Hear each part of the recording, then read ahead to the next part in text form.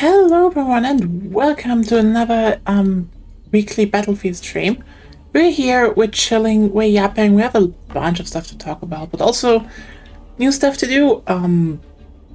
There's new guns. I took the liberty of leveling it because, you know, they kind of patched in that we could unlock it last week.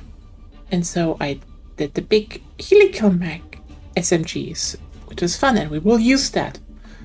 And yeah, we have new stuff to do, as you know, as you do. And I guess we just go in. SMGs and pistols. Oh, how perfect. How utterly perfect, actually. Let's play some Rush. Rush and Whipbazaar was like... I want to see how Breakthrough is on it, but also see how Rush is again, because apparently that's just the same and Rush was always good on it.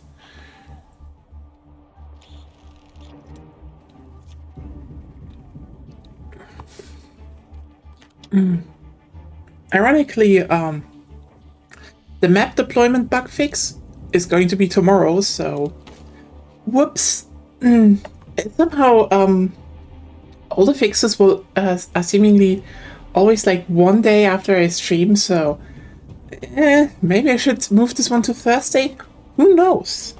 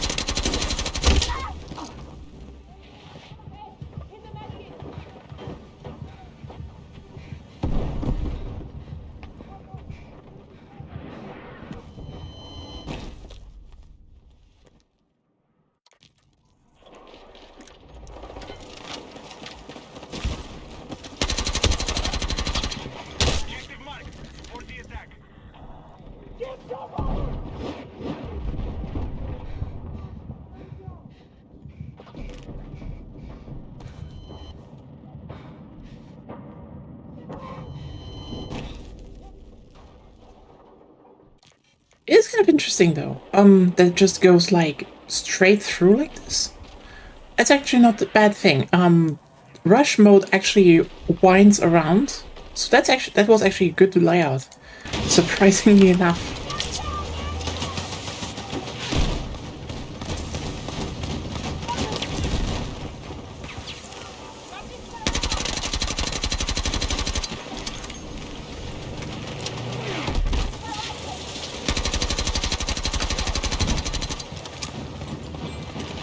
Then again, the strength of a lot of Battlefield 3 maps was always Rush.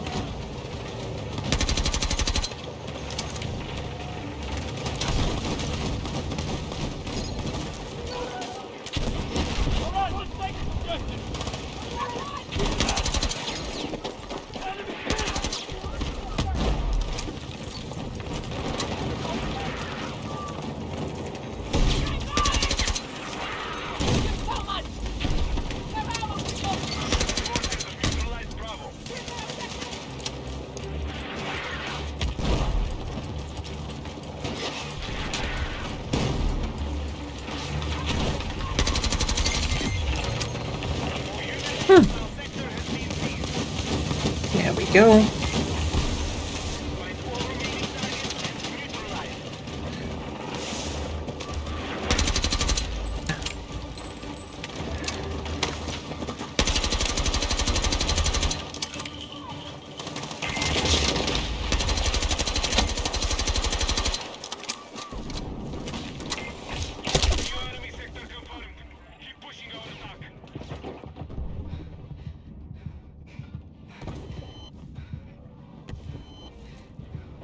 I hope everyone had a good start into the week. and everything is relaxed and nice.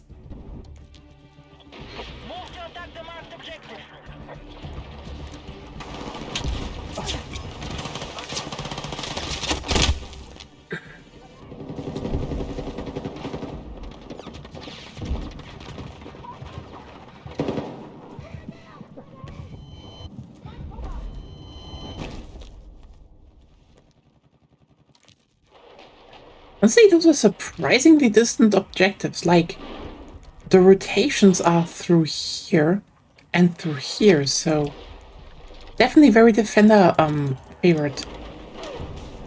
I'm surprised that you could do breakthrough on a map like this well. I was just more like, are they gonna do the normal rush layout or not? And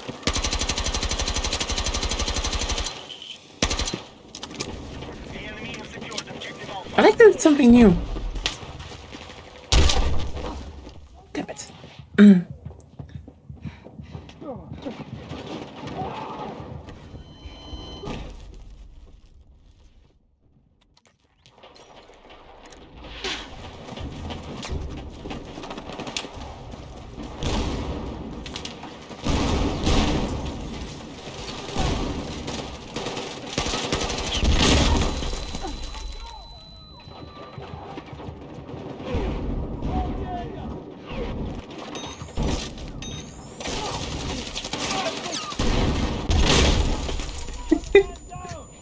What do I expect from the corridor, actually? Probably needs more anti-grenade stuff, but also... there has been no better argument for a ballistic shield than here.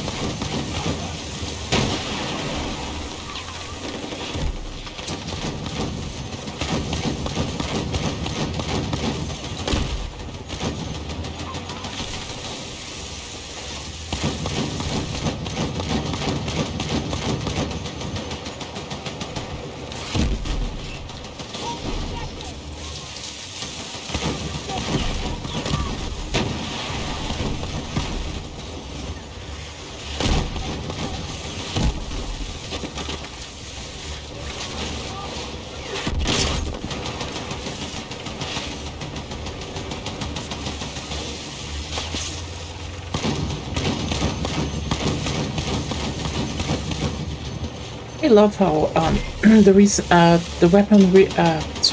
rework at the beginning of the season made IFVs and co like actually a menace. Like, honestly, this rush would this breakthrough map would not work if you wouldn't have had an IFV that could take a few hits. But since it can, well, you know, it does what it does. It breaks through lines, reinforces you know, your troops at the front, and that's good. It's nice. God damn it, I hate this guy.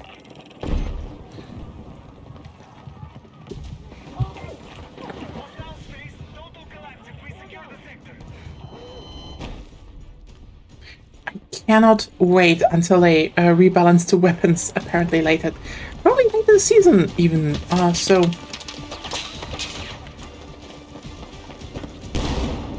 That's going to be very interesting, actually.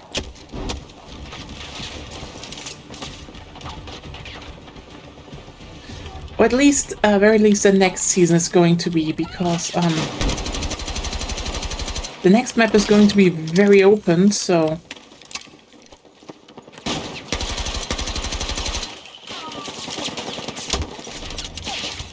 they're actually, you know, reducing muzzle velocity.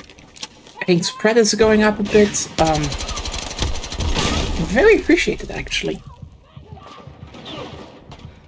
Damn it. Ooh, we're fighting over that building. That's actually kind of neat.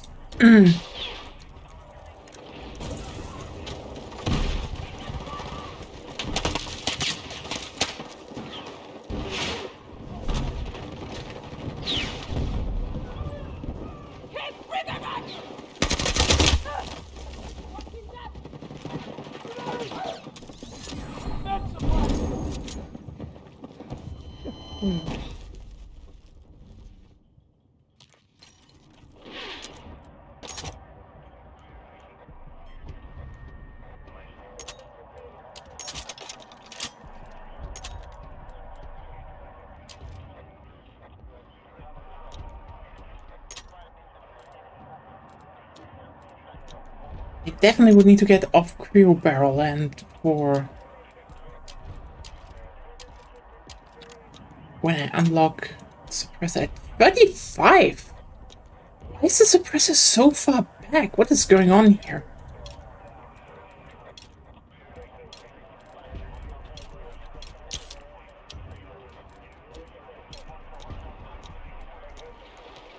Oh well.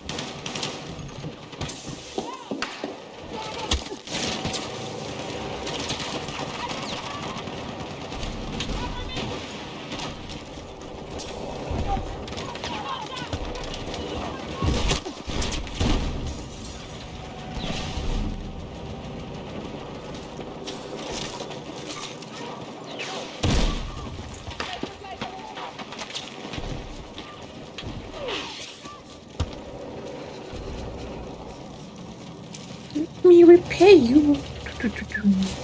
There we go.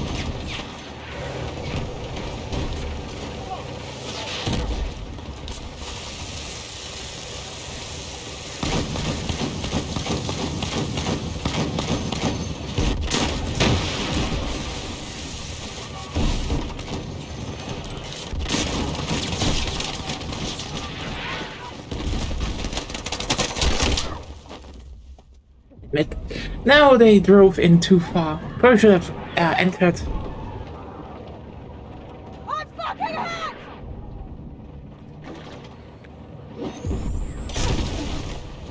There we go. Thank you.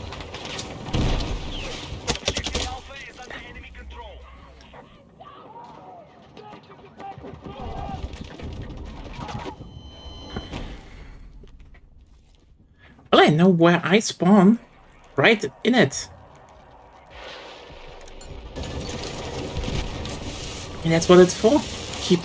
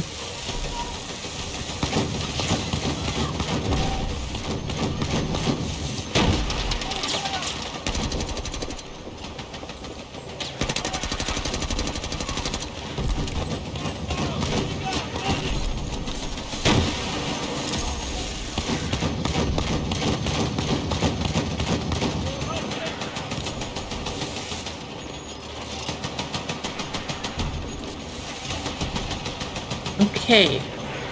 Even with the resupply station. The IV train is absolutely real during this round.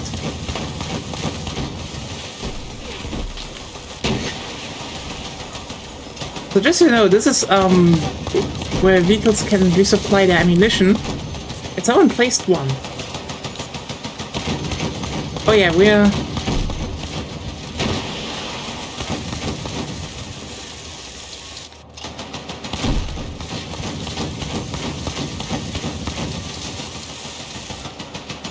We are pushing the, well, not pushing it, but we're keeping this one alive.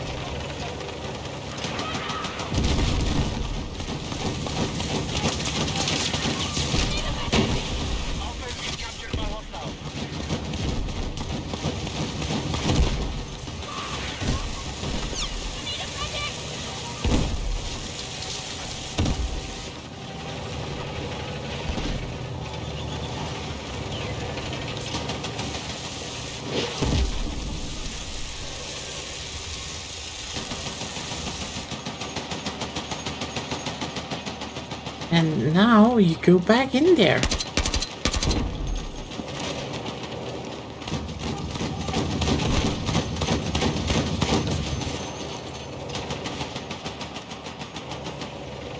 Who gets spare some ammo? I'm out!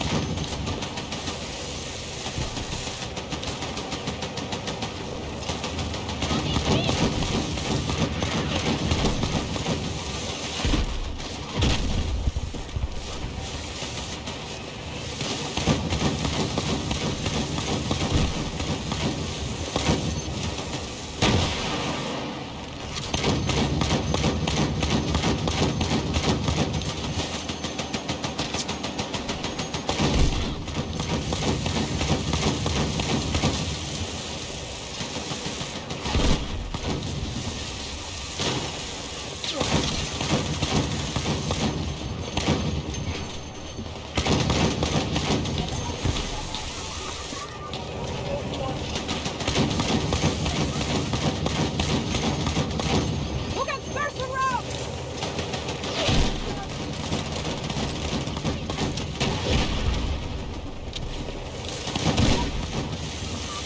Yeah, let's get that welding train going. Let's push that IFV into the enemies. Come on. Come on. You can. Have to, just, put down a resupply station here.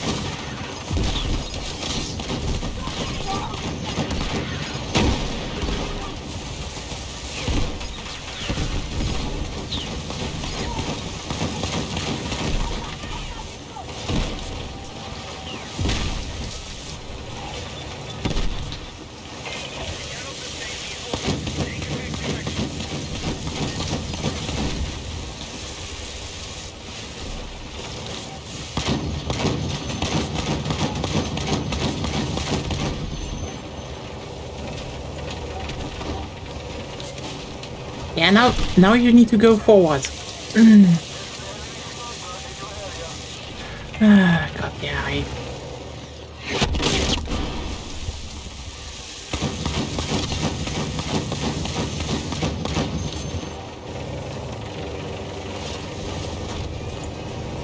Objective Alpha is under enemy control.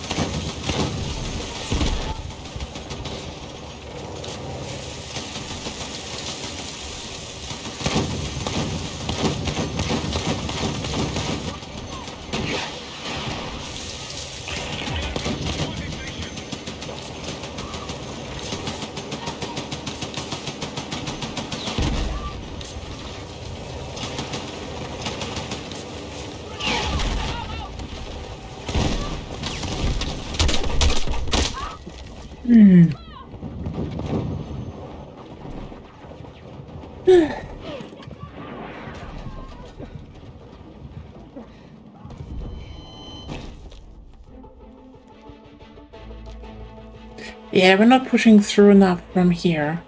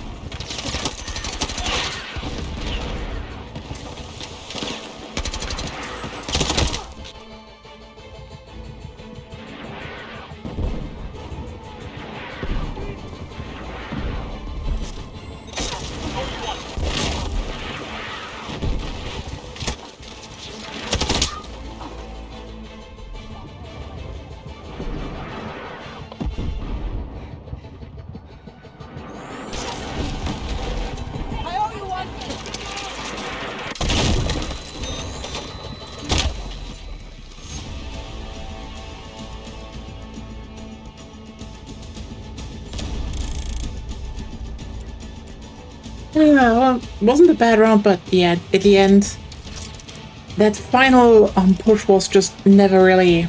I mean, I could have respawned with. I could have respawned, honestly, with a better positioned resupply box, but it didn't happen. That's sometimes how it goes.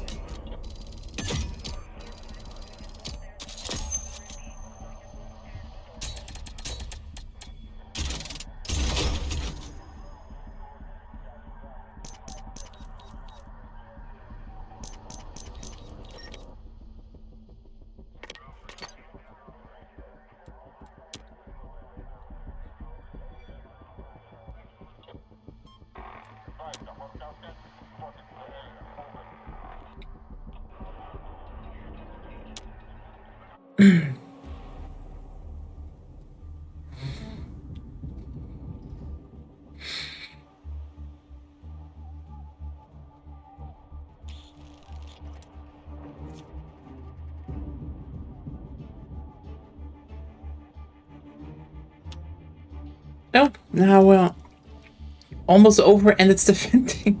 Oh god.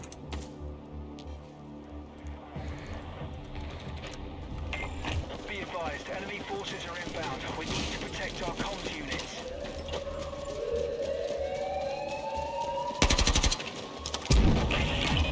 Hostiles have taken out objective Alpha.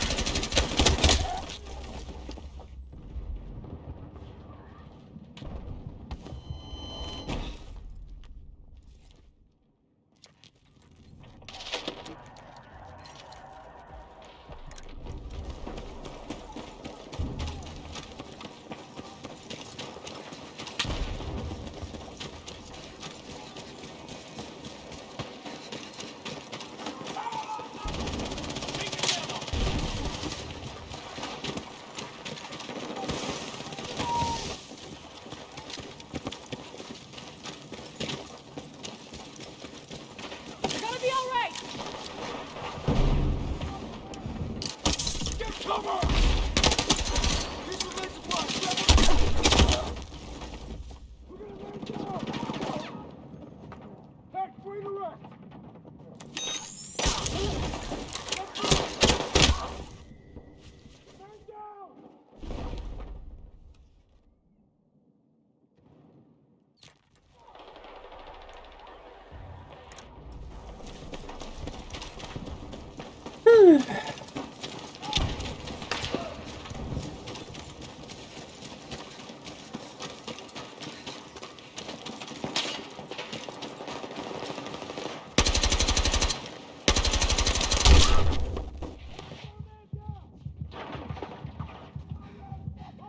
Definitely not getting happy with the snipers on the long range. But it's always a thing. This the big difference was, and that's why definitely I'm hoping for that rebalance. Snipers in old titles were not that strong. Or muscle velocity, and all that. Way more drag on the weapons as well. So, you know.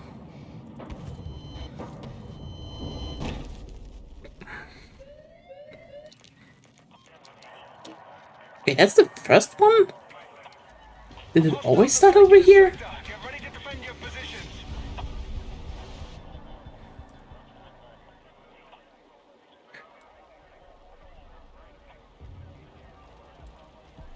Wait a second, am I just dumb?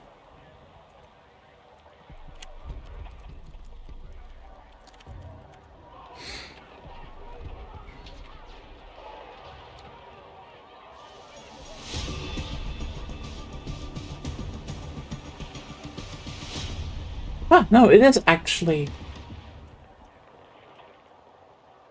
that way around. I thought it was the other. Maybe I just like completely forgot how this thing maps, but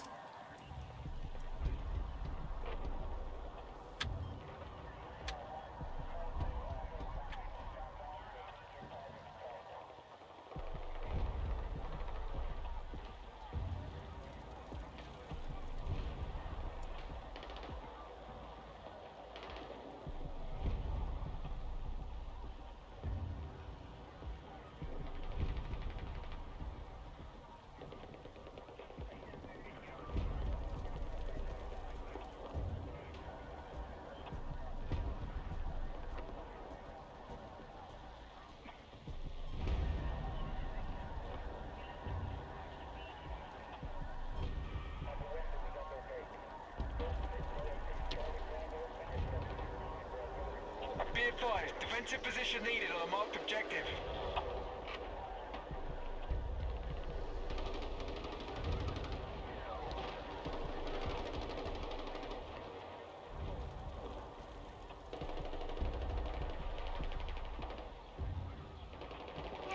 You know what? I really thought this line was like the first one, but my brain.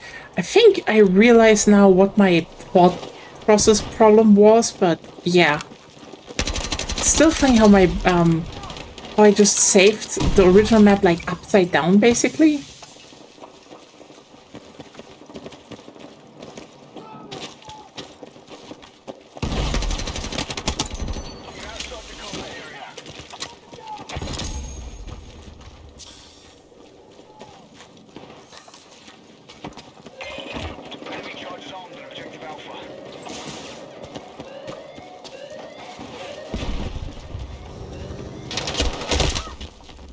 Oh, you give the attackers a traverser now. That's not bad. That's not dumb. That's actually not dumb.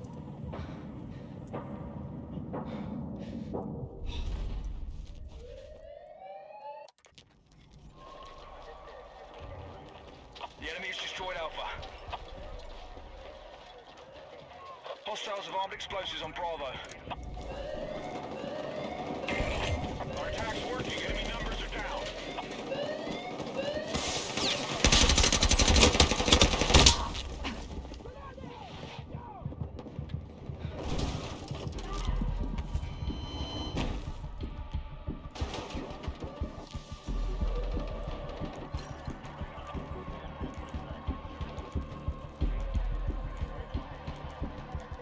We defused enemy explosives on Bravo.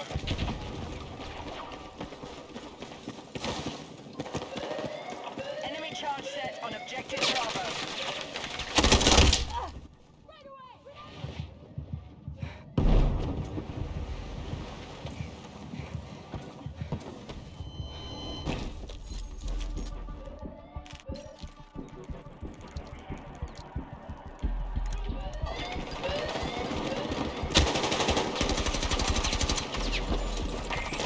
We defused enemy explosives on objective Bravo.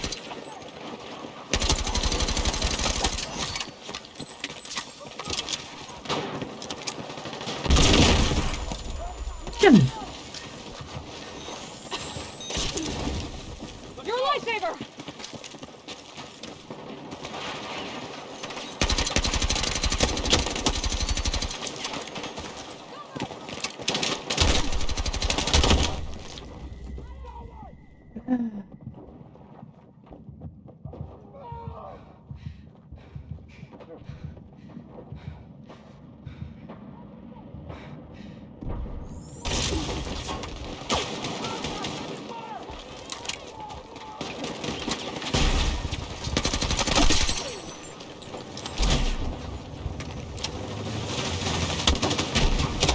If the enemy keeps bleeding numbers like this, they're done.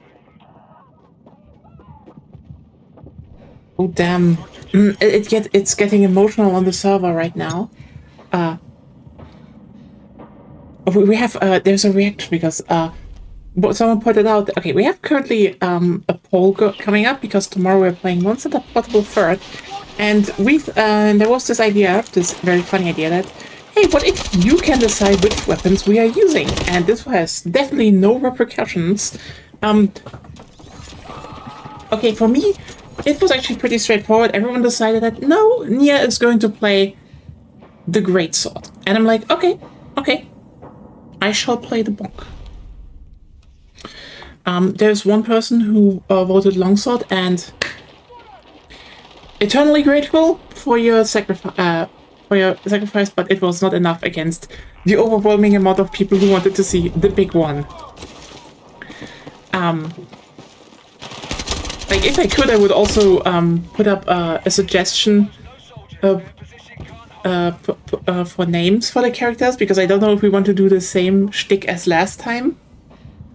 But for Agonia, on the other hand, so when the poll went up, Sword and Shield just pulled ahead. So it was definitely one of those oh haha, Agonia has to play the bad weapon. Then Gunlance catched up and overtook it. Like, the comeback of the century, and now people are sad because Sword and Shield is not winning anymore. It is like...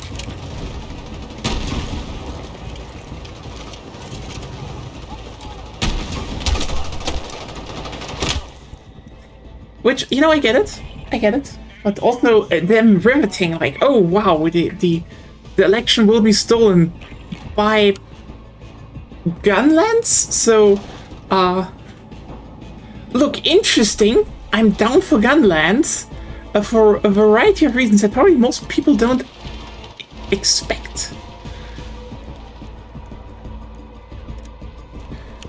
But also, I need to point out that depending on how you can see it, getting Agonia to play Gunlance now might be actually more evil down the line. Because we will definitely play more Monster Hunters. Like, we still kind of plan on doing 3 Ultimate and 4 Ultimate, even though we kind of need to look into how to best set those up and what the best parts about them are. Even though probably the next big one that we will tackle is Generations Ultimate. Probably, possibly, we do not know yet. But I do want to play Gen Ultimate, so that will come. Another thing here is, on some degree, we kind of try to, you know, just get through like as many weird weapons on playthroughs as possible, because like, look, it's fun mixing up the weapons you use, okay? And I've played, and we've all played like enough weapons that we know of already. So like Agonia is definitely, ironically, very proficient in Gunlance. So, but only in modern titles, not in old titles. So this will be the first one, the old ones with Gunlance.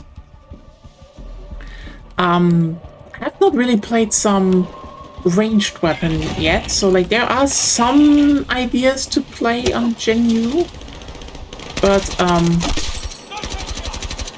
and 4 Ultimate, which I don't know if they're even good ideas, but I cannot have ideas. But yeah, the thing is, when do we get Agonia to play Sword and Shoot? Because we could bully her into doing it once, and the thing is, if you're not like, is it now good or bad that she plays it? Well, it depends on how you see it. Well, you need to keep in mind, what is the pervasive thing of Monster Hunter Portable Foot? Well, Portable Foot is a fantastic game. No questions, like, I will not allow any questions here. But the thing is, and I will concede that, it was kind of the easiest game until Wilds. Then Wilds came and just blew it out of the water with how piss easy it was. Like, trust me, Portable Foot was the one where you're like, you are here for the vibes and general mechanics, not directly because it's like the challenging one. Okay, for challenge you went through 3 Ultimate, 4 Ultimate, Generations Ultimate. Period. That was just a thing, okay? Now, if Agonia gets to play Sword and Shield now, well then she can say, yeah, I played through a game with Sword and Shield, and it's the one where that has a pretty linear, pretty mild difficulty curve, and also is only high rank. Now, if you all are funny though and say, oh, Agonia should play Sword and Shield with Gen U, then she has to play it through the longest title. Granted, she would have oils, but it's like a thing for you to decide what would be better. Or we could still, or I will just point it out, since I did say there are 2 more titles on the list that I do want to play with her on stream at some point, you need to question, would it be funnier for her to play it in Gen U where she still has oils? Or would it be funnier for her to play it through 3 Ultimate, where she has to deal with underwater combat. That is now yours to decide, I'd say. Who says that another weapon would be happening for me in Gen U? Well, the thing about Gen U is... Well, that's a good question, because to a degree I would love to play Gen U with heavy bowgun. Yes. And I know you too, which would be very shits and giggles. Mm-hmm. At least in Gen U, I probably wanted to choose my weapon class. Okay, but for 4U and 3U, we can vote again. Yeah, sure. Vote the hell.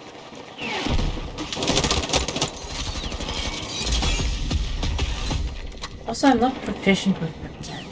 I wouldn't call myself proficient with weapons. You played her a few times though.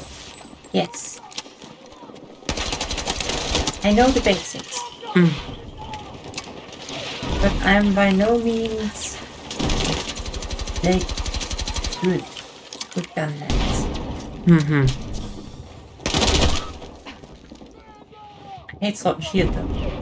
I hate it with passion. But who doesn't? Like, I mean, okay, I'm going to be honest with you here. I tried Sword and Shield in Generations Ultimate because I heard, oh yeah, you know, with the hunting styles and the hunter arts and the oils. It's actually good. And I played it. Feels like shit. Yeah, and you know what the irony is? I would probably say it will probably feel more fun in an older title. Due to a variety of reasons, actually. So, first of all, in GU, to actually play a weapon efficiently, you kind of need to, you know, use your hunting style and hunting arts. And if you don't have something that, like, meshes really well together, it can just be unfun, even if it's effective, okay? That's like a pretty big thing to keep in mind. Like, for example, if you, for example, play Greatsword, well, you don't really do a lot. You play Valor style most. I mean, you can also play other styles, sure, but you mostly play Valor style. Now, Valor style is pretty simple. Like, you pull away your sword and then you do crit draw. And that's kind of it. It's kind of that. You dodge and then you return damage. I think you can summarize Valor style like that. You can technically summarize old Greatsword like, but that's the beauty of the thing. It's very simple to get into, but there's a lot of room to grow and get proficient with the weapon. I mean, a lot of weapons were just good with Valor style, and in general, I would say the fact that Valor style was just not even the only viable choice for Greatsword. Hey, they might have been onto something with Gen U and Frontier, just saying. You know, there is an idea here, you know, considering, oh, wait. You can make weapons viable in different playstyles and not force someone into one? Holy shit, what kind of concept is that? And why does it only keep popping up from the ex-Frontier team? I genuinely am sometimes shocked at how incompetent, quote-unquote, the mainline team is when it comes to actually making the combat fun. And, like, not even in the, like, and then people are like, oh, but it's just more look, Frontier is not really action-focused. Like, and it is just deeper and more fun overall. Like, every time the mainline team tries to fix something, it's just a weird mixture of it just looks flashy but does nothing, and then the Frontier team comes around and just does it better. And it's like always this weird, you know, this weird thing that just keeps happening. The Frontier team just makes like an a quote-unquote secondary title, and it's just kind of better in a lot of ways.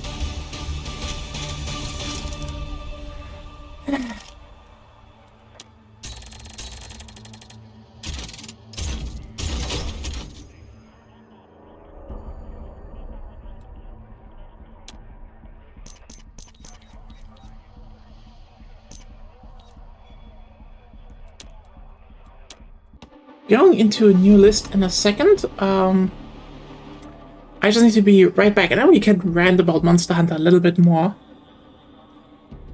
Because, yeah. I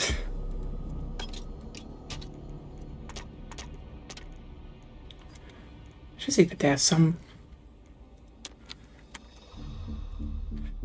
Yeah, we will be right back.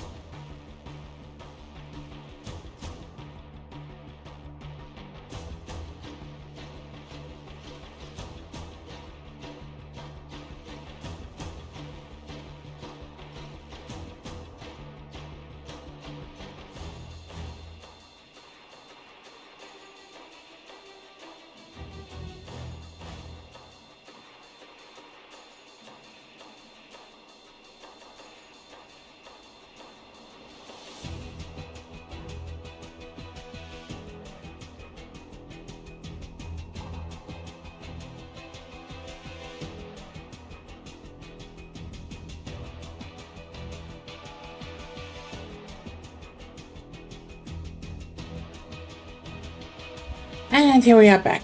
Okay, so Monster Hunter. So the thing is, there's been like an interesting development over like I feel like a lot of people who really came into the series, and I've said this a few times, but like really do not grasp how this one always goes up and down, and like how much recent titles have actually seemed to miss the point a lot of times. Like, that's fascinating, you know?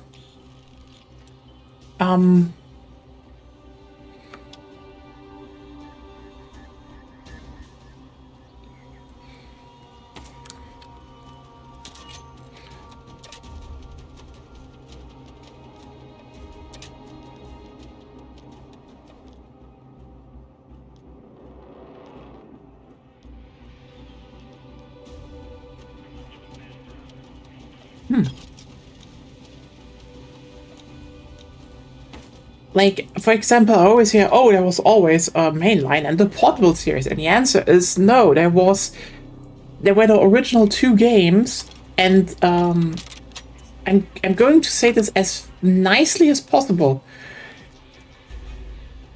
They failed.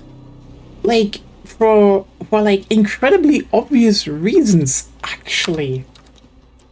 And look, I'm not someone who's going to say, oh, but Monster Hunter G and Monster Hunter G, Monster Hunter 2 are bad games. No. The reason I'm saying that Monster Hunter Portable outsold both of them was not only the PlayStation Portable, but, and this is kind of important to keep in mind. So despite being on the PSP, okay, the combat didn't suck.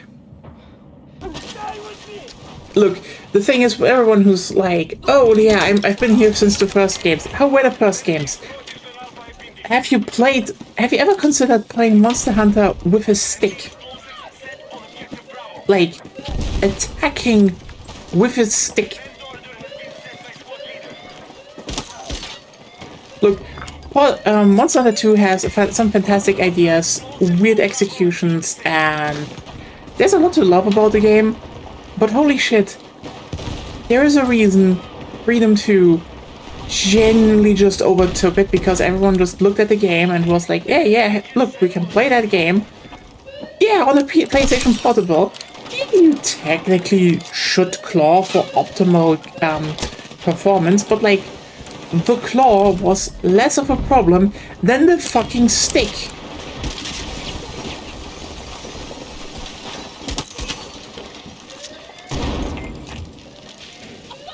I am not kidding you, that was the reality. The claw on a PSP was better to use than fighting with the right stick. And if you're wondering, oh, okay, but what about the next mainline title? Well, look, Try used, oh wait, this, the portable, well, technically it was the portable controls, but like, oh yeah, it was the portable controls. You used buttons. Okay, used buttons, and technically, from what I know from Agonia, you can tilt. Like, yeah, they were like, oh look, you can swing the Wiimote, but no one swung the Wiimote because that was stupid. Like, and inefficient and bullshit. No, you tilted the Wiimote to left and right to designate in which way a sword should swing. Yeah, that was basically a more, you know, a nicer version of the old system, but like, it wasn't the old system, and it was still based on the you know, PSP scheme with buttons, and like just better. And then they dropped that because turns out, who needs it? Buttons are better. And you're like, okay, but they still took they literally released Portable Third on the PlayStation 3, so this was technically also a mainline title on a console. And 3 Ultimate had it. And before that, Frontier already did it. So the MMO also got it. Like, I'm sorry, if you're saying there were portable and mainline titles, you've been playing portable titles since Portable Second. Let's go. They've all been successors of Portable. The original mainline titles died. There are ideas that keep coming back, like they also have some from Monster Hunter 2 and Wilds, but worse. Just more boring. Let's just be real here.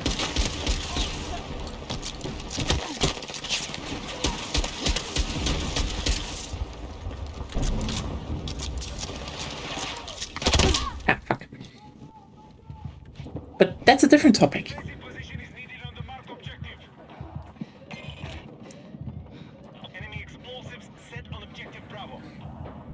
It's just like, I think probably the most, okay, I'm probably going to say the most, how's it called, controversial take in Monster Hunter history, but look, as much as people say they should just add Tonfas, yes, but they should also remove Sword and Shield. Look, Sword and Shield can be made on a stat level viable.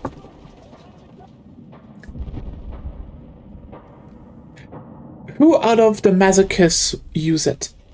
Like, genuinely. Like, I'm not meaning content creators desperate for content. I'm meaning who genuinely looks at Monster Hunter and says, oh yeah, I can't wait to play Sword and Shield. The enemy have eliminated Alpha. The amount of people that genuinely mean it is incredibly little.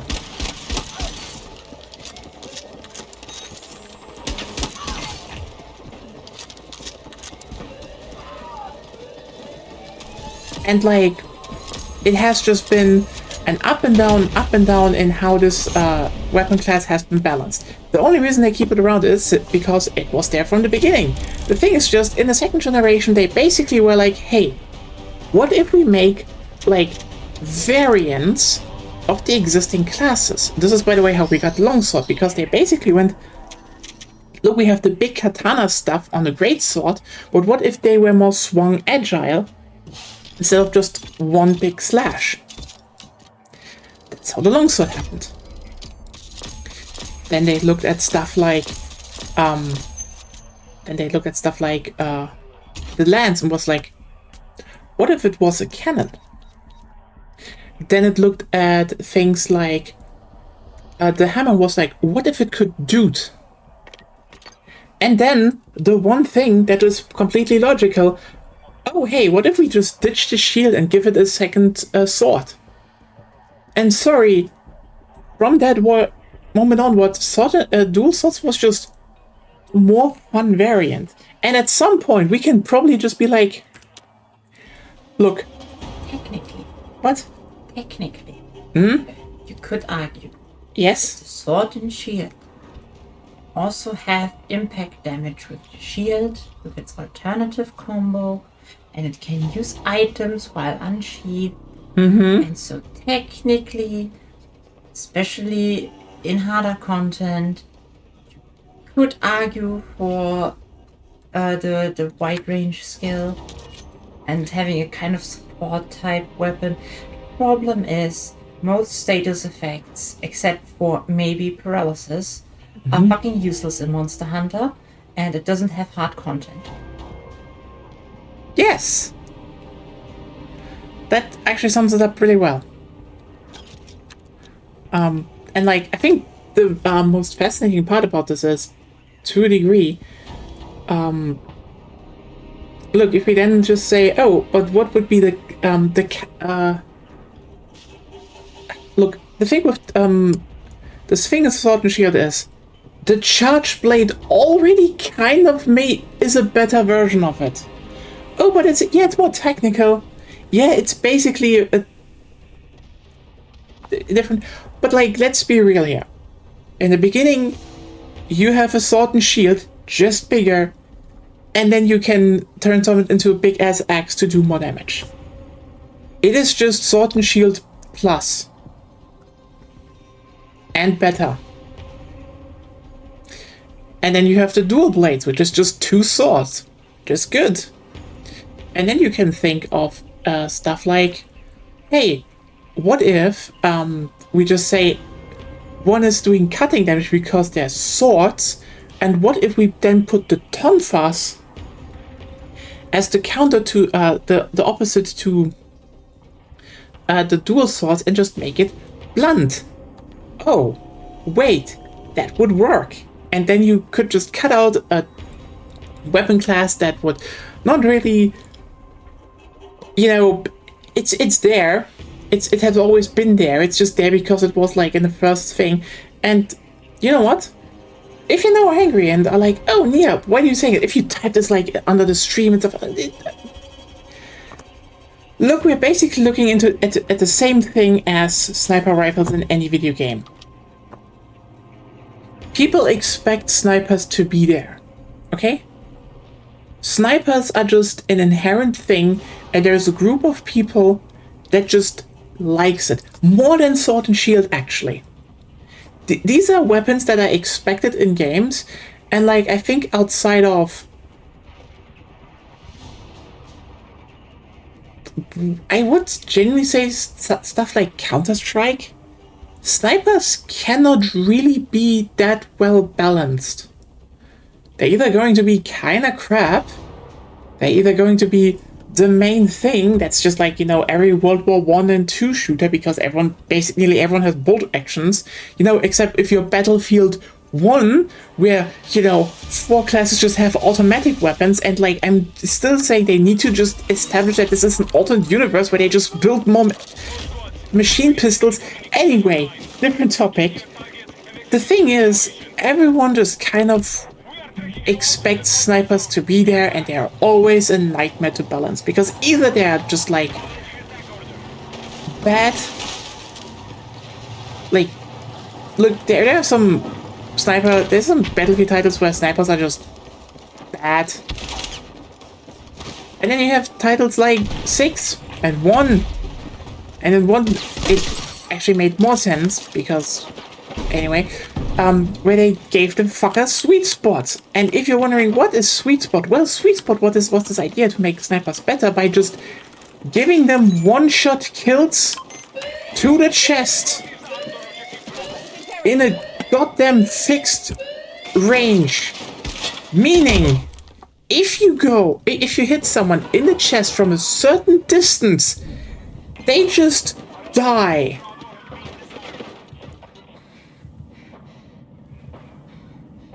Sounds fun, right? Sounds absolutely fun to have in a video game. And like, truth be told, this is the thing with, is this balanced? Yeah. It is. Like, a lot of things can be balanced, but the question is it fun? And the answer is, holy shit, in some maps this is just the most asinine thing to do. And, oh wow, now the next big balance update is actually vastly reducing the ranges of those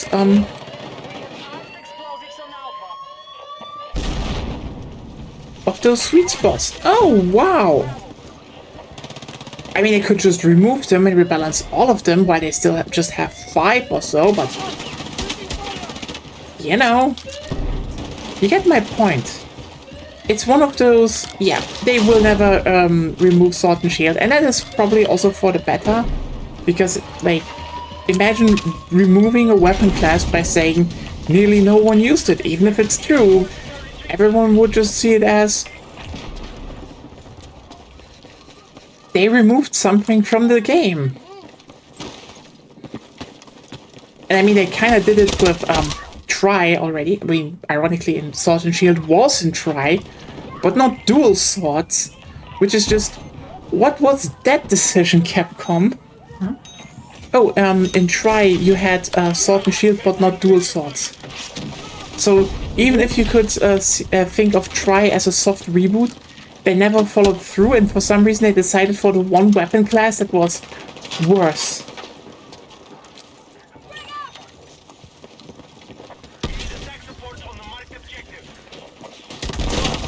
Yeah, right. They only had 6, right? Yeah, they only had a greatsword, sword and shield, hammer.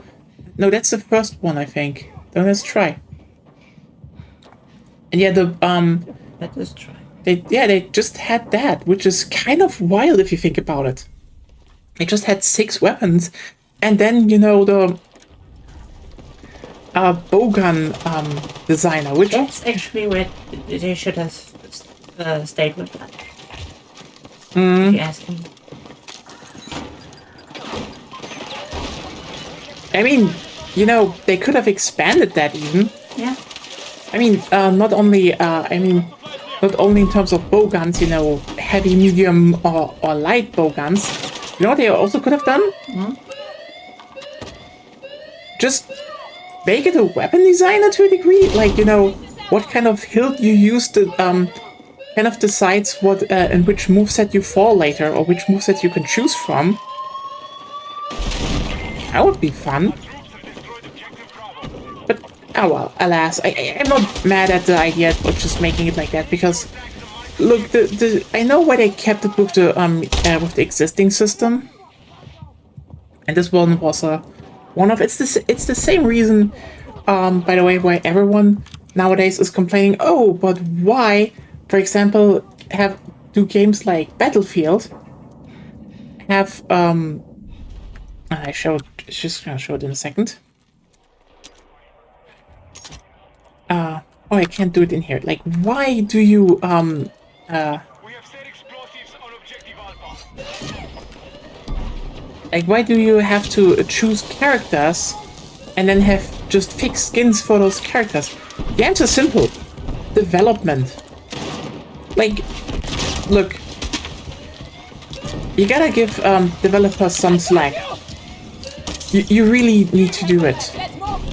Because if you want to if you want to make a system that is highly moddable, even in in just a game like Monster Hunter, okay, it's going to be a lot of work, from balancing to just making the system work. Because look,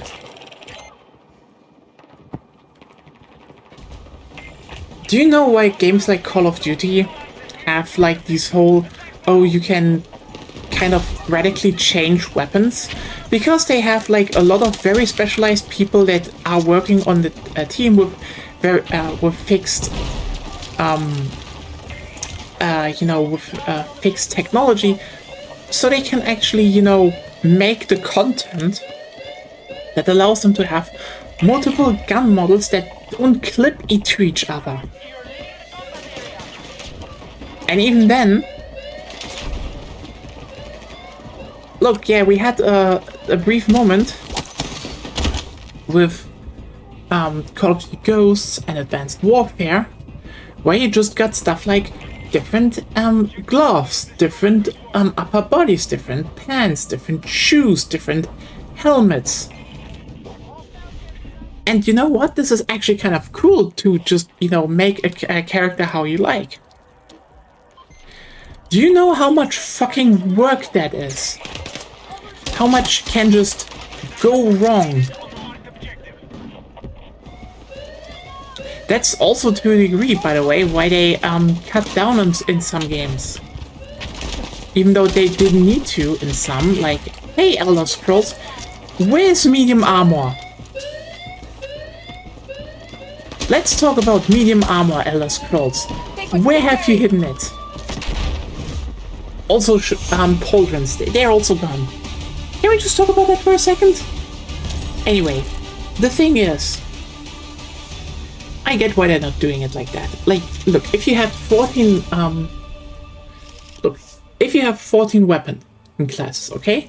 And basically everyone expects to have one weapon per monster. That is a shitload of content you need to build and animate. Period. If you now make it so that, how's it called? Oh, hey, look, you have that content, but also two weapon classes are just like split up into multiple parts, individual parts, the amount of workload just increases a lot. It just increases. And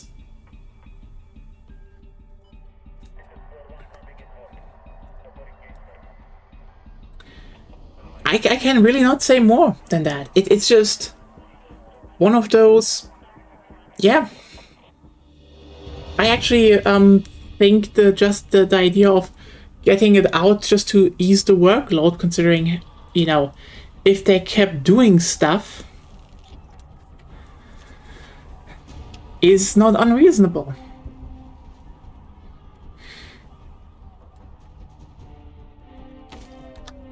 Well, that's a different topic. I mean,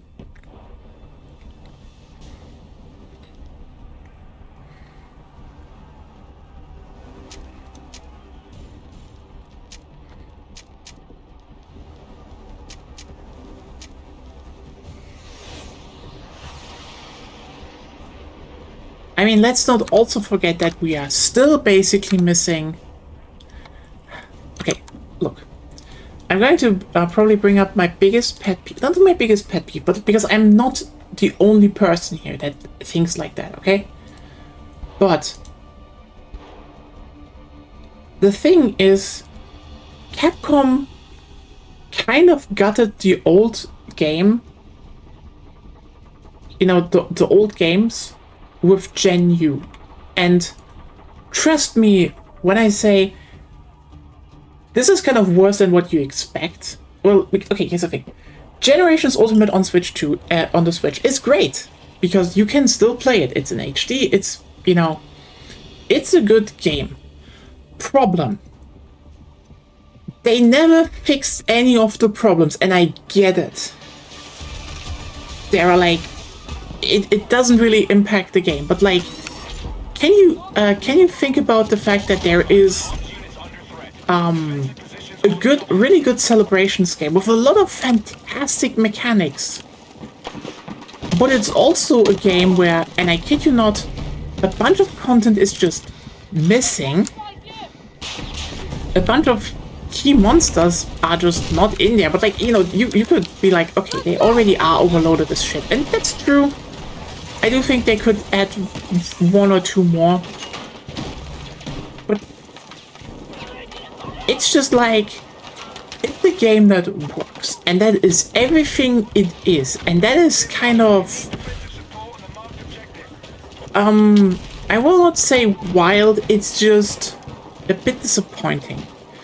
I mean, look, in general, I would say Capcom should do a re-release of old Monster Hunter titles, and I guess I know why they're not doing it to a degree, but they probably should at some point, because let's be real here. This is about preservation. And I think preservation also includes re-releases where the game actually works the best it can be. Like, for example, people would be like, oh, well, would people even like to play Monster Hunter Freedom Unite?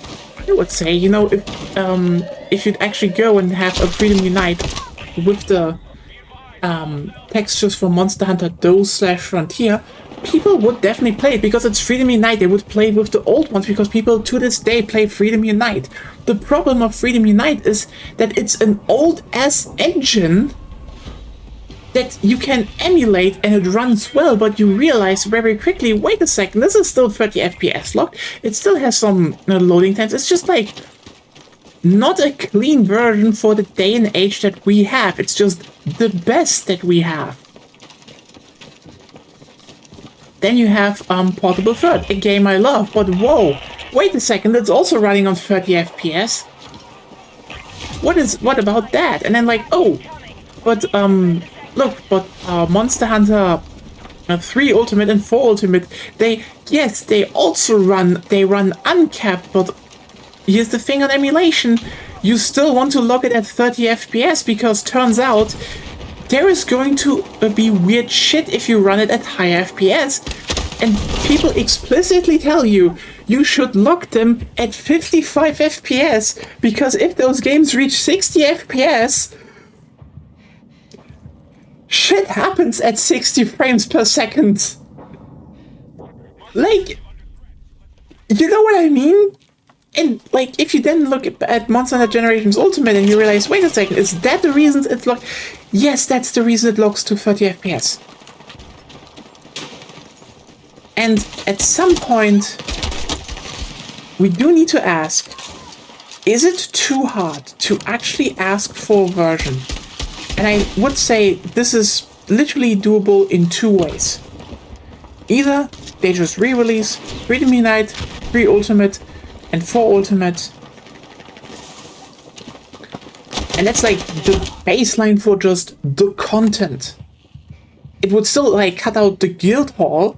And like this is probably one of those reasons why I would say if they ever re-release 3 Ultimate, then please re-release 3 Ultimate with all the gameplay stuff from 3 Ultimate, but with the village from Portable Third. It's better. It's just better. I like Moga, but like, oh, you know what? Be spicy. Make it so that you can choose which is your home village, and they have like different looking guild halls. Like you can have Port Tanzia, but like you need to rework it that it works like the guild hall in Yukumo village. That people can choose, do they want to be in Moga or do they want to be in Yukumo? It would be both fine. They just need to have the Yukumo village features because those are great. Would it be the and that would be like the perfect 3rd generation game. But the reality is, I do think we should have a game that is just classic Monster Hunter, but with good tech. And we could have that, because like people are like, oh, but wouldn't that mean everything needs to be converted to... No, we don't need open areas. We do not need that. It's not necessary. And you know why I can say that? Because there is actually a Monster Hunter game that has modern graphics, runs really well, but is in its structure the most classic Monster Hunter game possible, to the point that it even has 1st and 2nd generation areas remade, looking really, really good. And that one is Monster Hunter Online. They shut it down. I mean, it was the China exclusive game and had other online MMO problems, but the point stands. They made one. And you know what they did when you're like, oh, but how do you get from area to area? So there is a transition effect. The screen goes just black and it's back.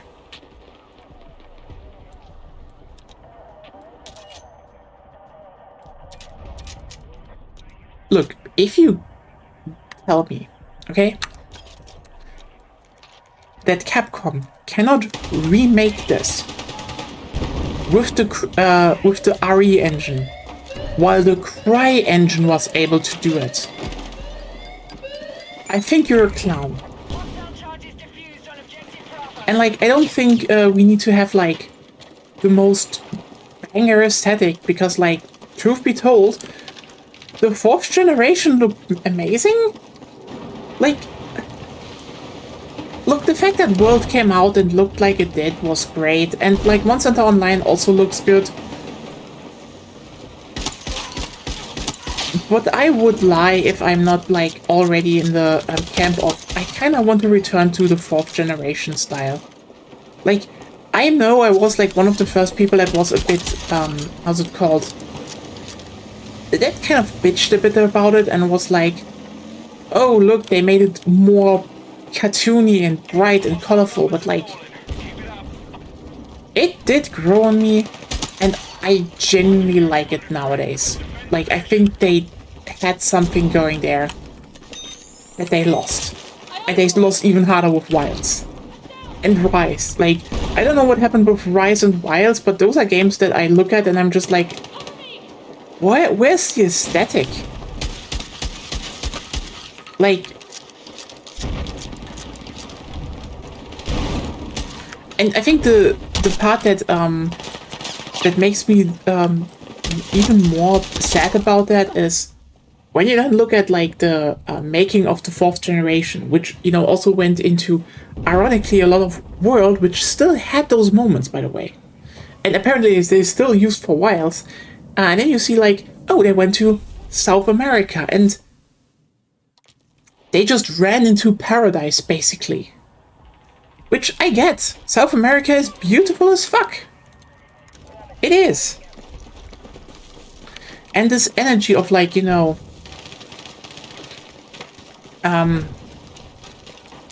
just some areas like literally being vibrant and brimming with life. That is like the biggest strength they have. And that's gone. And I'm kind of missing it. And also like, look, this is just a very personal thing, but like, it's kind of weird to then look at the Monster Hunter Story series, which went more with the cartoon style and looks actually pretty good. Like, you can still say, yeah, it's still cartoony and all that, like more cartoony than 4 and stuff, but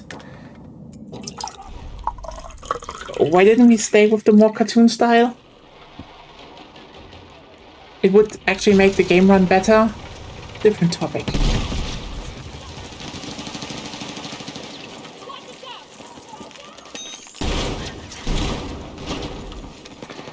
Still, I'm actually very much looking forward to tomorrow, because like I really want to show people Portable Third.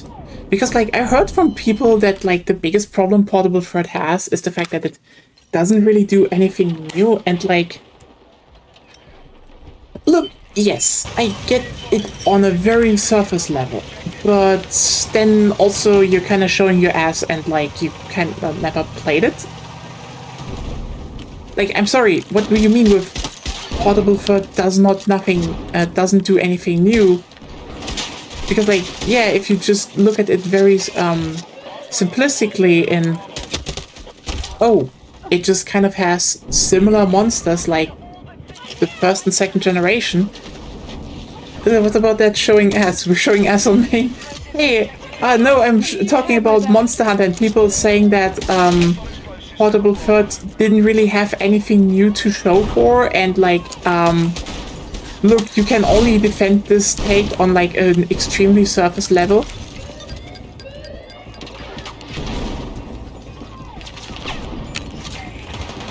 And I show tomorrow because, like, yeah, it to a degree is just low and high rank in a new village with kind of the same features as Monster Hunter Freedom Unite, and also monsters that kind of just tick off the same boxes as the monsters from Freedom 2/Freedom Unite, but just different ones. And at this point, I'm just like, so you also hate Pokemon generations or what? Because, like, I'm sorry, Pokemon like 3rd gen, 4th gen, and 5th gen were all basically like, hey, we're basically the previous Pokemon game, but with new Pokemon that kind of fill the same role as the other ones. And let me tell you, I really wish Game Freak would do those again, because like in hindsight, I was just a shitty little shy that couldn't appreciate what they did with them. It was kind of nice.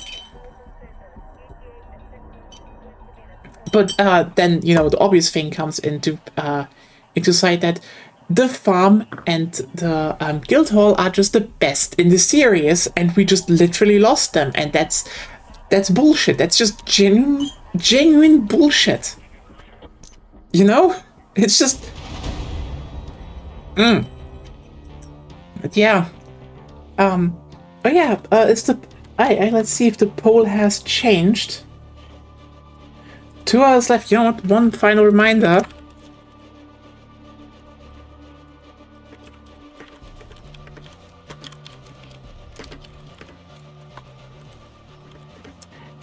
I'm kind of a bit disappointed that Gunlands seems to win. I'm not against Gunlands. I like the Gunlands. Yeah. It lets me avoid playing my most hated weapon.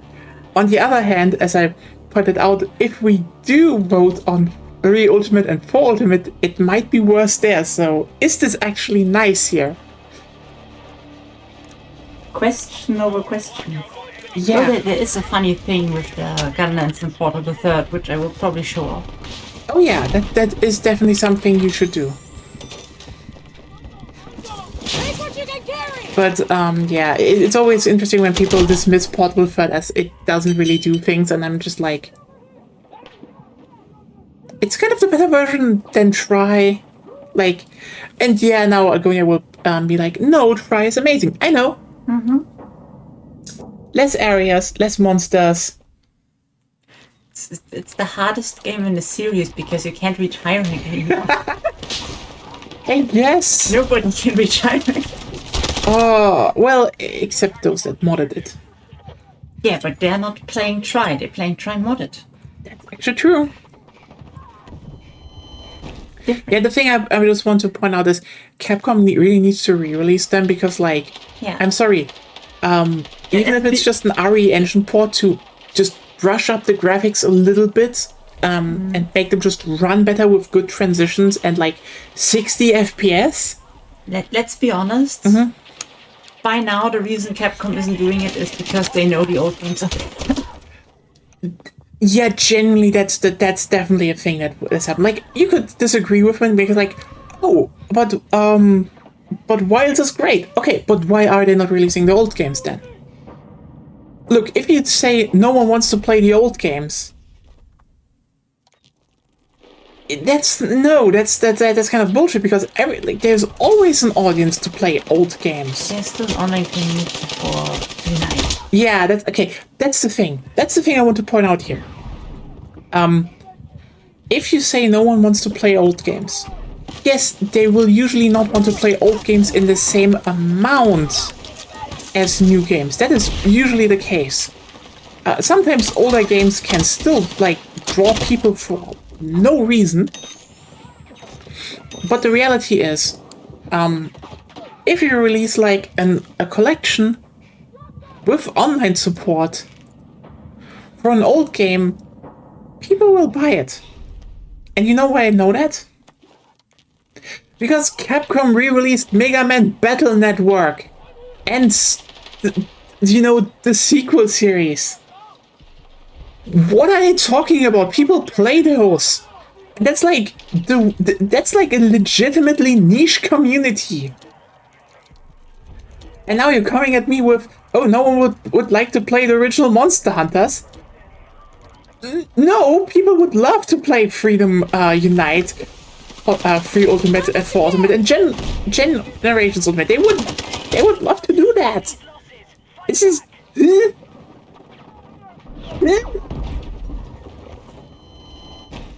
And look, they basically have two options here, because, like, again, Generations Ultimate is just, like, a thing they ported to the Switch, so it is there, that it works, and that's fine, but again, 30 FPS, there are still loading tabs and other problems.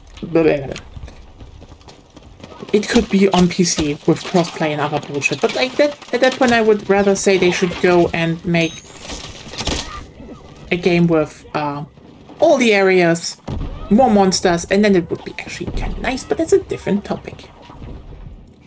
How are you doing? By the way, but yeah, Gunlands. It's actually going to be kind of interesting if Gunlands wins. I mean, let's see. Oh. Still wins. Still wins. Longsword got one. But we have some contestants. Sword and Shield is catching a little bit up. Yeah. Damn, we're keeping it spicy here.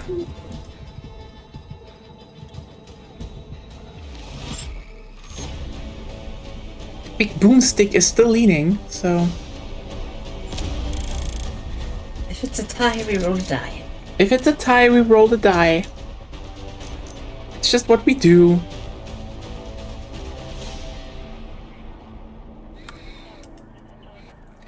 But, yeah. Great Sword and Gunlands. It will be fun. I mean, again, if Sword and Shield is not pulling past Gunlands again, who knows? Like, for Agonia, everything is open. Those are wild 24 hours. But yeah, Great Sword, it's going to be for me. More like 102 minutes. Yeah, I mean, no, the last 24 hours have been a wild ride because Sword and Shield pulled forward, then Gundams overtook it, and now Yeah, Sword I and had Shield. like 3 votes for Sword and Shield, and then Gunlands the next day was just 5. Yeah. You definitely need to play Sword and Shield at some point, though. There is an audience that wants to see you play it. Mm-hmm. I mean, I'm looking to build a paint booth so I could use rattle paint cans inside for me. Ah, yeah, that's actually a smart idea. I mean, usually you use boxes for that.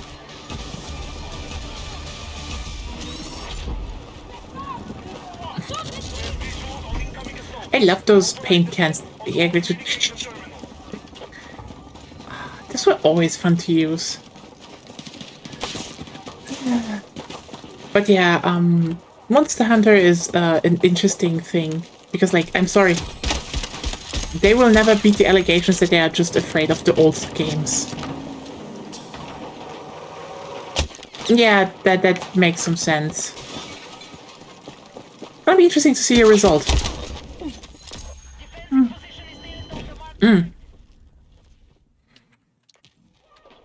Filter, fan, filter, layer cake. Ooh. Oh, fancy. Very fancy, indeed.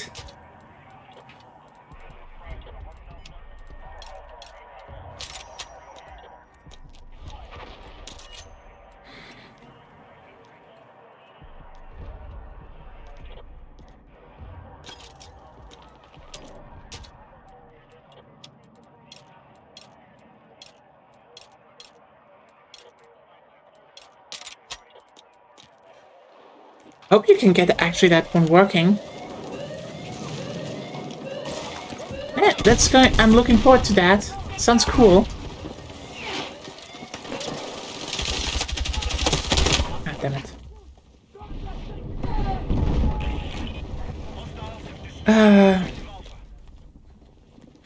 The big boomstick.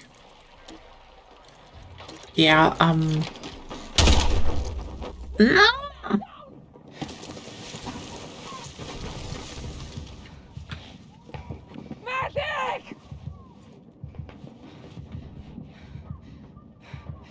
Ah. Yeah, I just like they need to re-release the old games because again, it's just saying no one wants to buy old games is just the weirdest shit to say when you know the old games are being played right now. Like there are online communities for Try. They put it up again, and there are like 100 people online. That's not nothing if you keep in mind that this is like, oh, you need to mod your shit. There are multiple, by the way, private servers for Frontier. So this is like the MMO, the MMO they had to translate.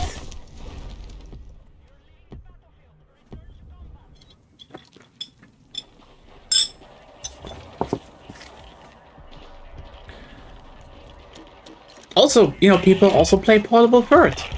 You know, a game that never came out in the West, and people do it. We do it. A lot of people do it. So, like, weirdest shit to say. I mean, I guess you could say, oh, no one is playing Free Ultimate anymore. Well, yeah, but only if you count the fact that it was on the Wii U. And even then...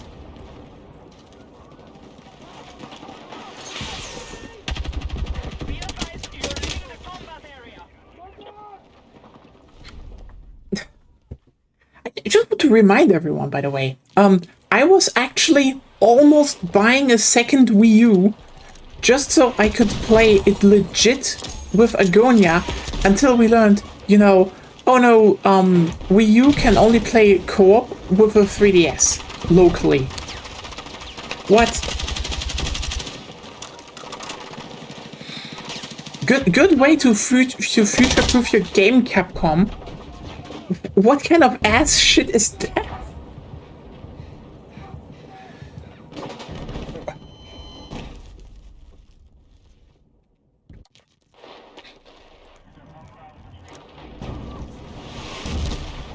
But yeah,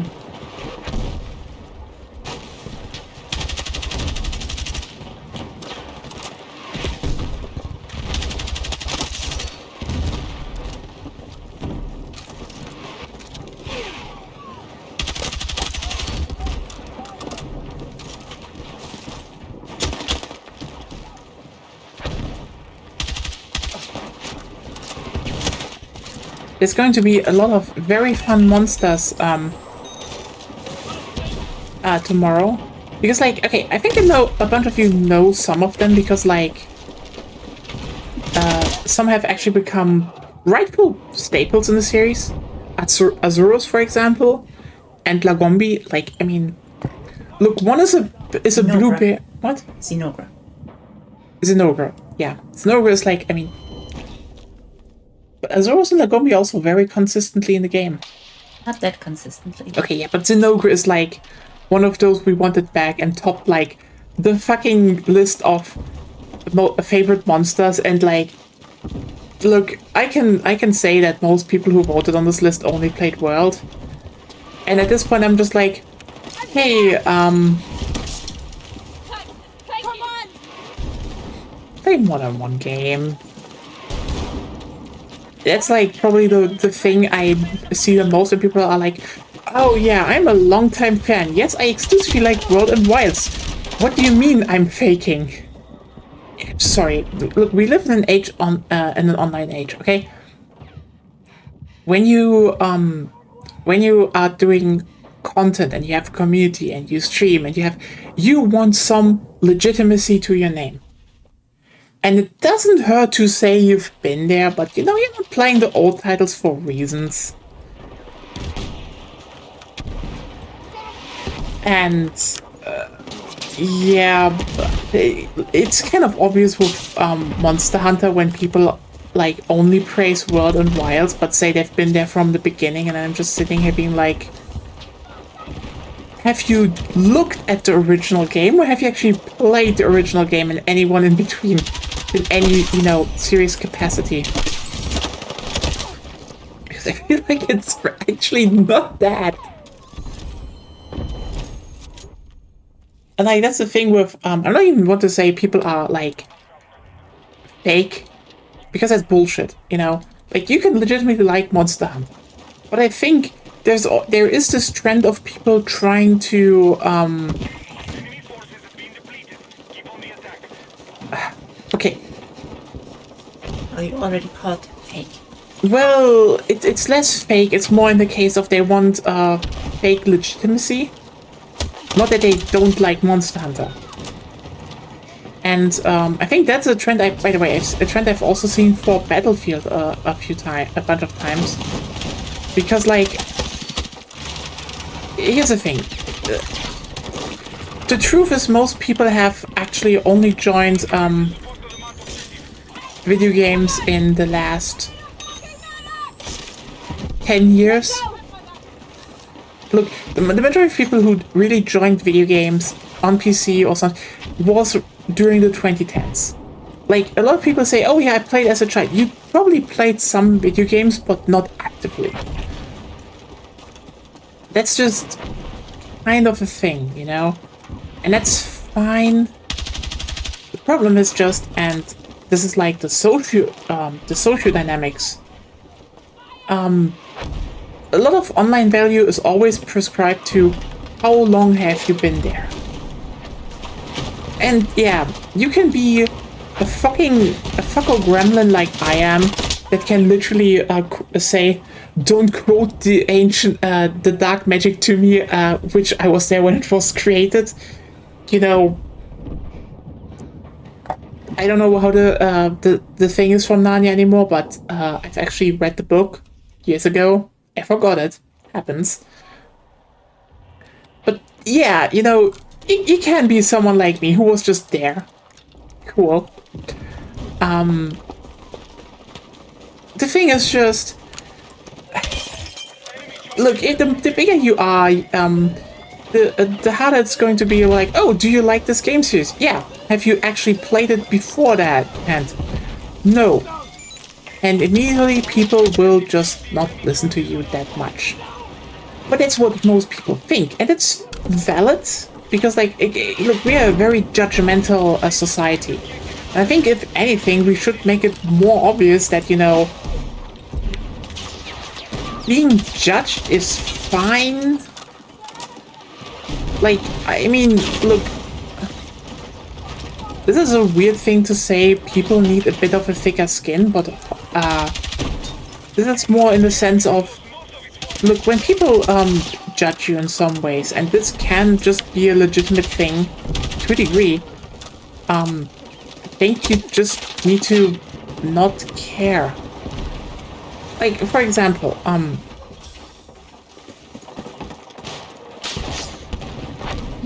if you've never really done model kit painting, okay? Yeah, you know, you can say you find it interesting, you have an interest in it, but, like, can you really give advice? Only the stuff you really know about. And that can be highly specific, that can be highly tailored to what you experienced. Now, that can be valuable, but, you know, when someone wants to get, like, advice of getting into it, the reality is they shouldn't listen to you. Mostly. You know, again, there can be some value there, but, like... And similarly, when it comes to video games, especially complex ones, you know... People who are like, you know, you don't need to know previous games to judge a game. Yes, you kind of do. Okay, listen, this is probably one of those... People will be angry at me, but... Look, you can look at the game in a very basic sense and be like, this game functions, this game does what it does in a pretty solid way, and it's fine, okay? Like, to just play a game and to just enjoy a game is a different thing than actually knowing what a game makes a game in the series that it's in, and that is actually, to a degree, kind of a more interesting and more important take. Like, look, if I just started with, let's say, Ace Combat 7, and I will, by the way, play Ace Combat 7 after we're done with Jack and Dexter, I would say that it's probably a good game. It's does what it does probably pretty well, because, like, look, I got this one recommended by people who, like, play the fucking thing. But when I then look at in comparison to Ace Combat 3, you know, a game I would have not played at that point, and then realize, oh, it does technically less and is less ambitious than the previous one, and at some point you could question, why are they doing it like that? Or, you know, in a different way, you know, how do games stack up to each other in a series? Because, like, the problem is we live in an age of sequels. And it isn't directly a bad thing, but it's also just something you need to keep in mind. Because, like, for example, when I look at a shooter like Battlefield, okay? I can say that in most titles, the maps do their job. Now, if I now have the knowledge of all the previous Battlefield games and how they designed stuff, I can actually talk about which games do maps more interesting than the others. Similarly, which Monster Hunter titles are more interested in actually expanding on the original game, and what do they leave out, what do they expand on, etc. That is actually something you should know and should actually critique when we talk about sequels. Because, like, again, sequels do not exist in a vacuum, yet everyone treats them as they should. Because otherwise it would mean that people that just joined with that don't know the full picture, or, you know, cannot talk as if they know the full picture. And, like, that's fine. I don't know. It's fine if you joined late to series. Everyone does. I don't know where I want to go with this rant other than people need to just be more comfortable with the fact that they just don't know things. Or just not good at things. Like, look, I think one of the dumbest conversations we have over the past decades, the one about difficulty, is generally by people that do not know context. Because, like, look, if you play Dark Souls, okay? Yes, you can say, oh, but some people are not that good at it. And you know what? Fair enough. That does not make the game hard. Because, let's be real, most people could, oh, not the difficult person. Hey, no. I'm cooking here. Let me cook. I'm cooking on something here, okay? Like, for example,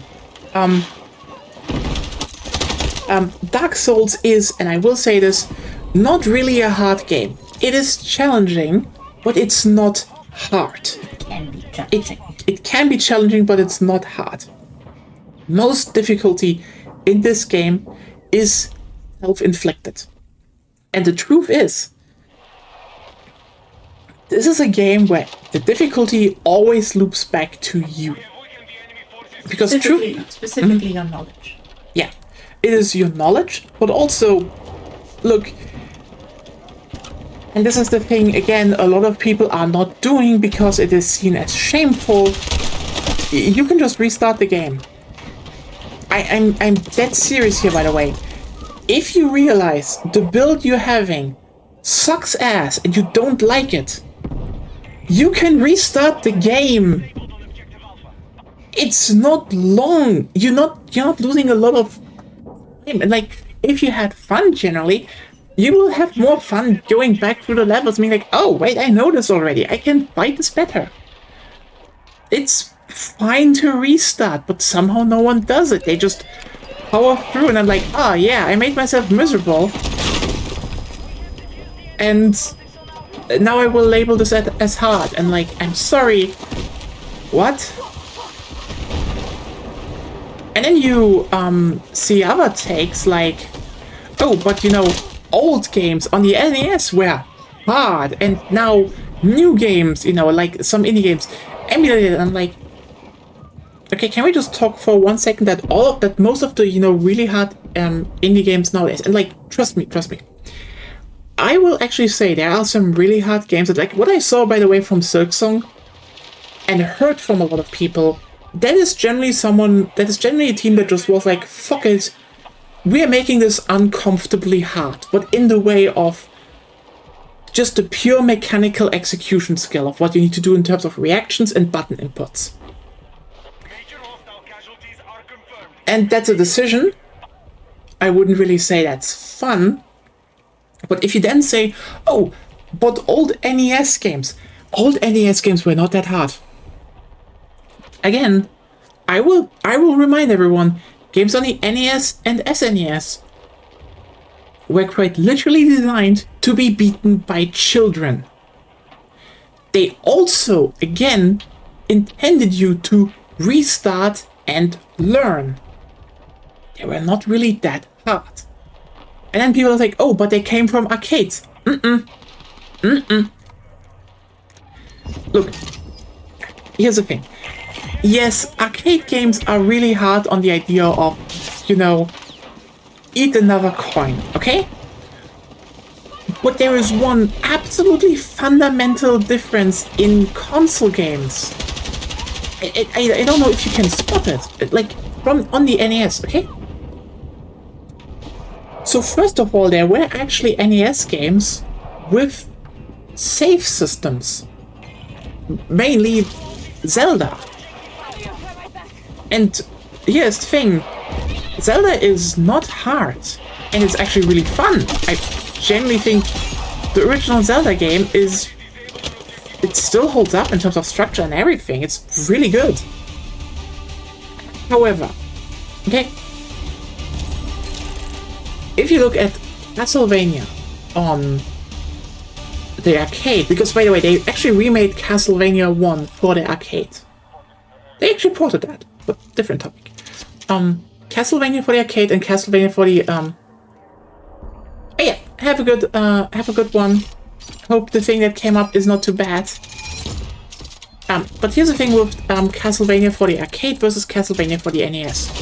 And spot the difference. So Castlevania for the arcade is designed around the idea of if you die, you need to put in another coin to continue.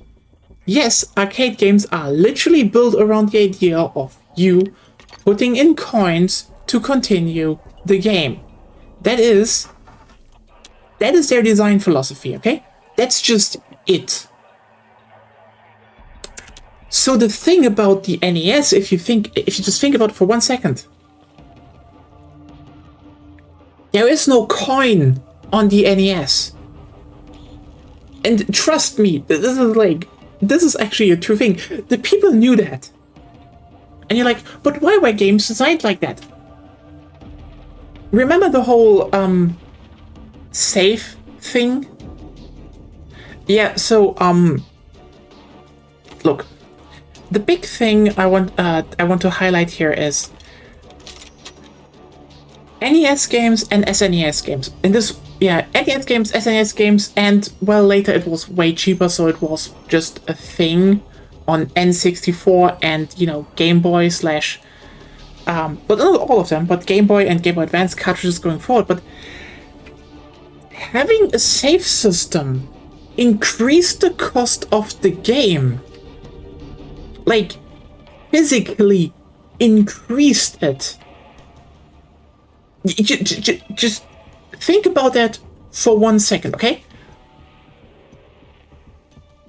If you wanted to have your game to have a save system, you needed to make more expensive cartridges. Because the cartridge would need to have like a battery and extra storage space to save your stuff.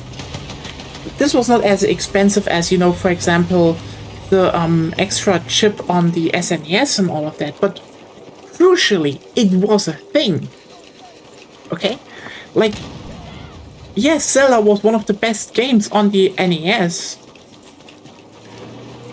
but Zelda and Zelda 2 were also one of the more expensive games on the NES.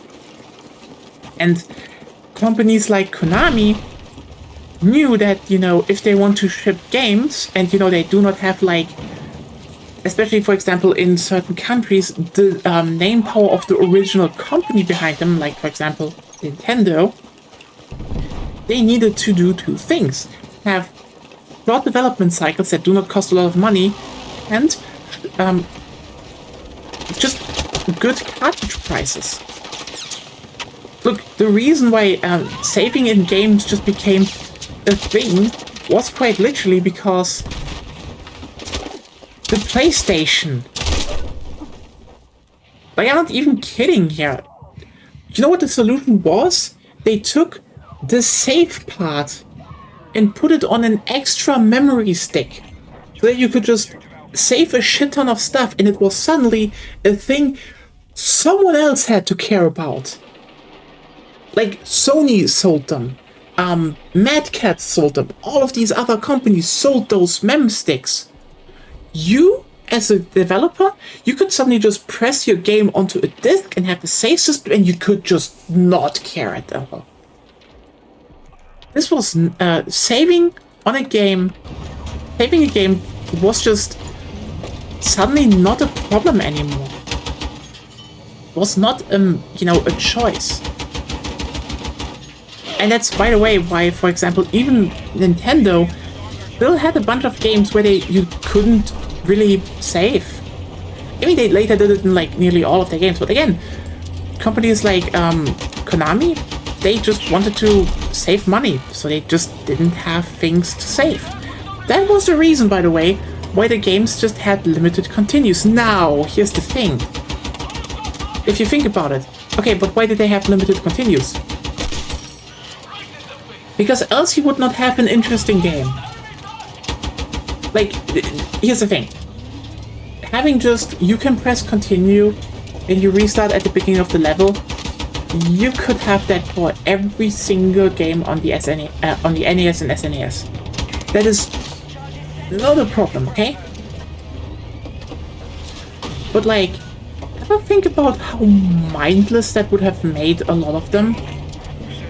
Like, not that they are, that would make them unfun, but like, if you're a game designer and you know that children, okay, are going to have, not going to have a lot of games at once, because, you know, this was still a time where most games were not bought by adults or people that had time, etc.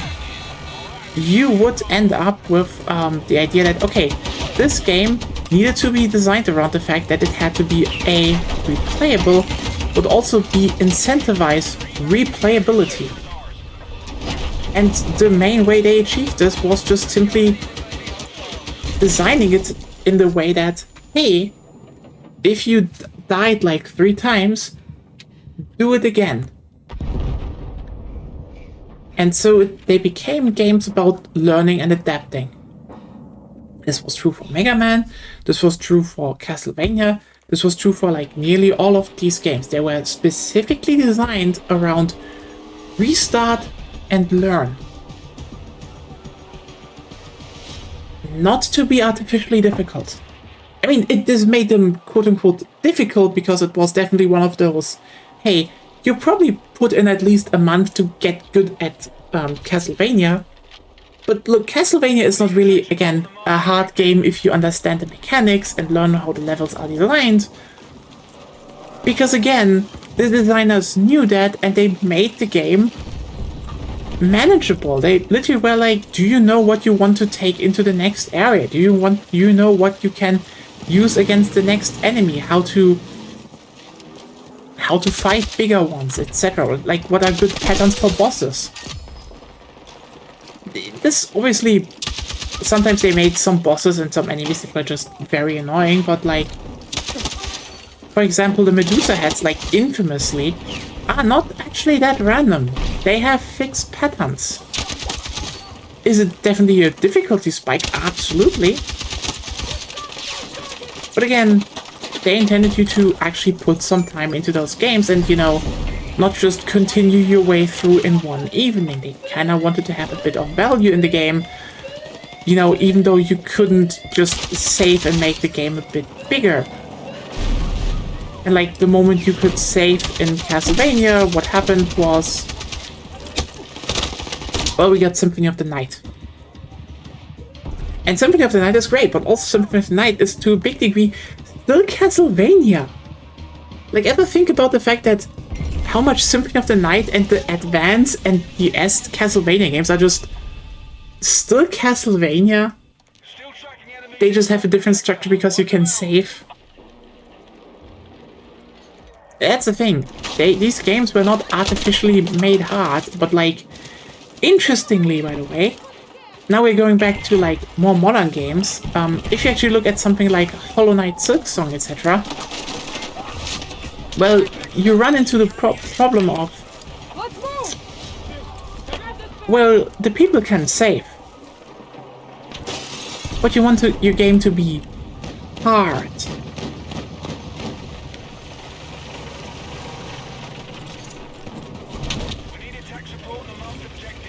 You see where I'm going with this?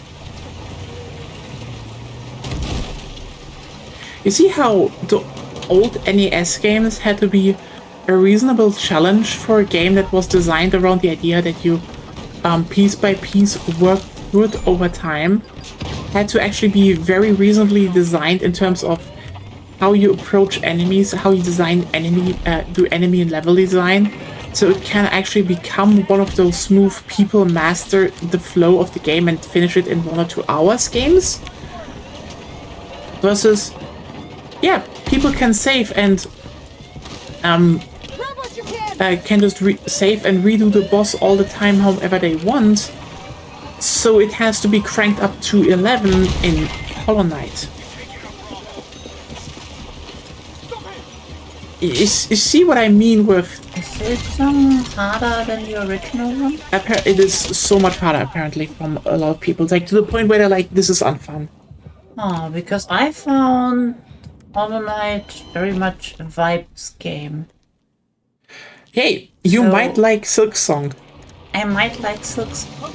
Yeah, from what I mainly saw and also heard from people, it's just Silksong is just way faster with way more like it's one of those you need to just constantly react games, which is why I do not like it, because I do not really like games where you react to things, but games where you can proactively do stuff. So that's just a personal thing, and I think a lot of question: can you, or do people just too bad to do it? I don't know. Do you want to play it? Maybe after I look at some footage of the game, I decide to maybe play it in the future. Yeah. Objective Bravo. But like that's what I want to point out. This is also, by the way, why, Elden Ring is also one of those games that kept getting harder, like to the point where, people I saw Agonia play it and I was like, what the fuck are those bosses at some points? And then I see people like Joseph Anderson go through it and like literally say a lot of those final quarter bosses just feel unfinished, and I see them like, I can agree with you, but keep in mind, this is stuff that if this was like, again, an NES structure game, you could not get away with this, because people would be like, what the fuck is this bullshit? Rightfully. Again, this kind of game, Elden Ring is more like an arcade game than Castlevania on the NES, because again, Castlevania on the NES had to be consciously designed to be mastered all by children. It had to be designed in a way that you can actually become good at it and manage to actually get through bosses and levels without problem. Meanwhile, Castlevania on the arcade is brutally hard, because guess what? You can just continue endlessly, theoretically, depending on how many coins you have. And Elden Ring, you can just continue endlessly because bonfires exist. So, like, do you see what I mean with the difference in design philosophy?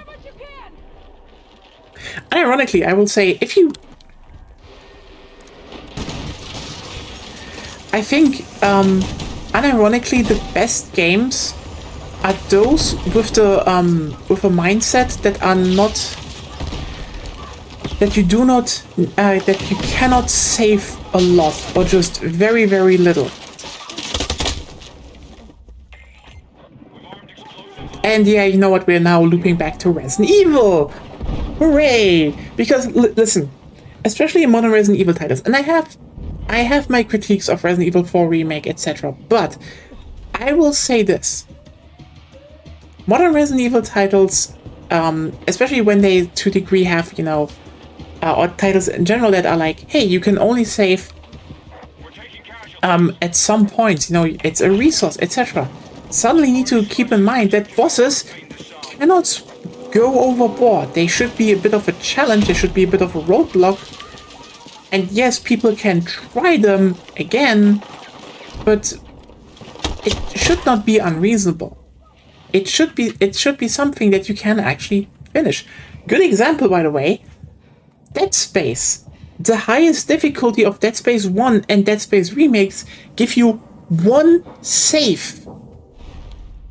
And it's an incredibly fair experience, because the game kept in mind that you had one save.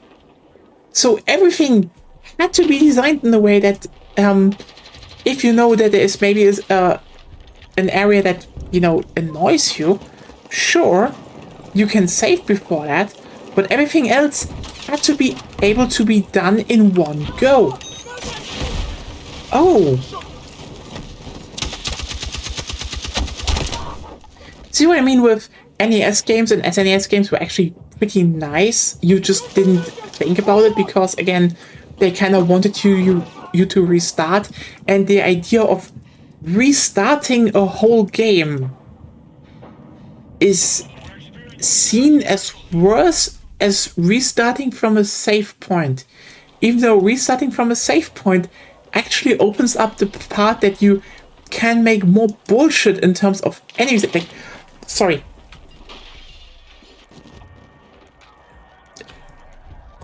Play roguelikes, and I mean not roguelites, I mean roguelikes. And you understand what I mean. If you put on Tome, if you put in Caves of Kut, you realize there are some areas and bosses that are just, oh my god, what is this? But Golgotha in Caves of Kut is definitely one of those areas that if you go in for the first time, you will go, oh shit, what is happening? Oh, my tongue is gone. And you probably die. And you probably die. Oh, I had a very, very fun experience trying to heal Gloucester. Yeah, which, you know, this is fun because this is fun if you accept the idea of restarting. Because you run into an area that you do not know, and you kind of just have to deal with it, really. But again, everything in Golgotha is not unfair. It is basically you run into a problem, that's true. And also, you run into like really, really harsh effects. That is also true. But when you then think about them, you realize, wait, you can actually, again, you can apply your knowledge and devise tactics around it.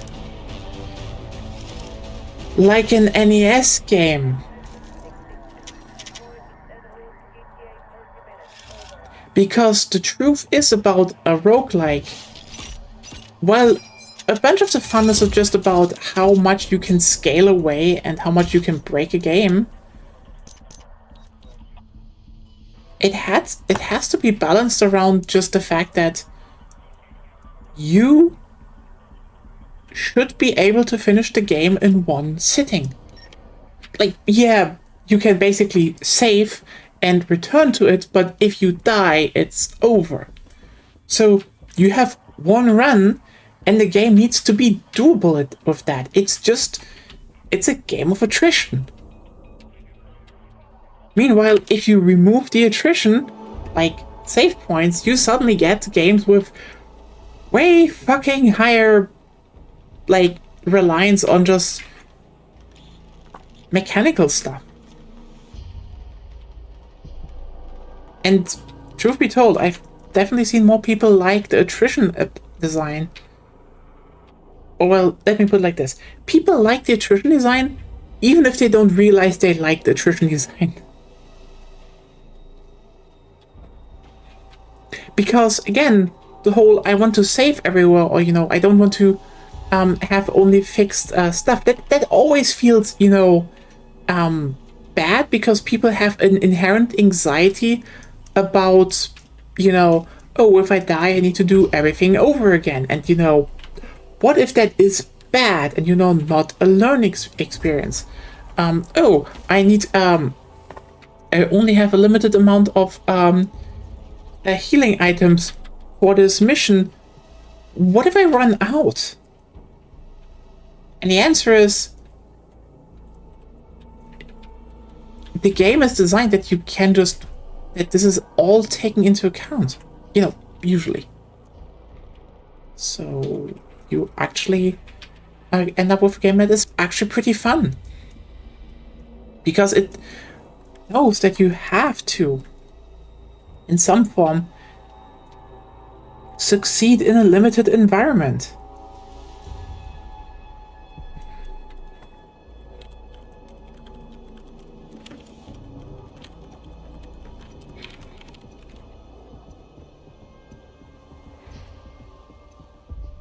And yeah, again, this doesn't mean that, you know, the other games cannot be fun. It's just, it's kind of interesting how these things always kind of backfire to a degree. You know?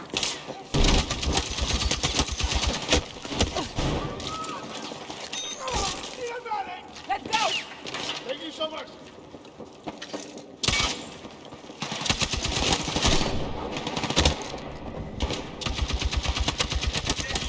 Defend the marked objective.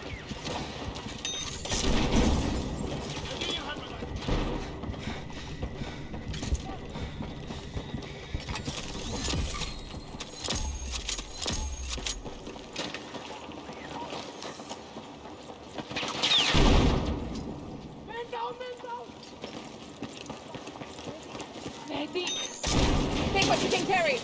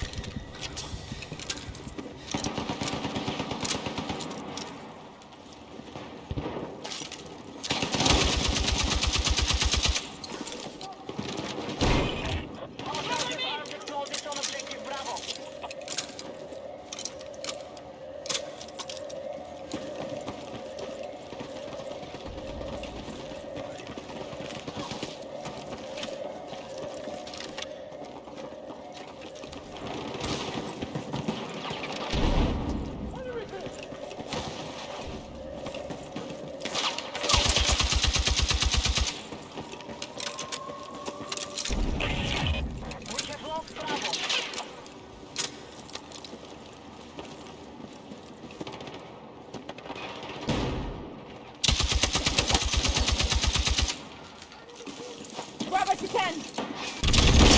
Ah, damn it.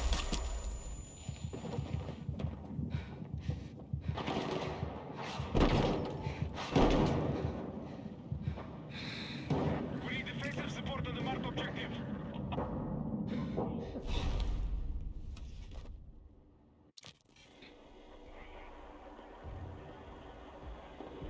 Well, that was a big topic to munch through. Yeah, I think this is kind of important to keep in mind how like people always just make stuff like, oh yeah, but you know, old arcade games. Yeah, but NES games were not arcade games. Like they were ports of arcade games sometimes, but the people knew that they were not arcade games.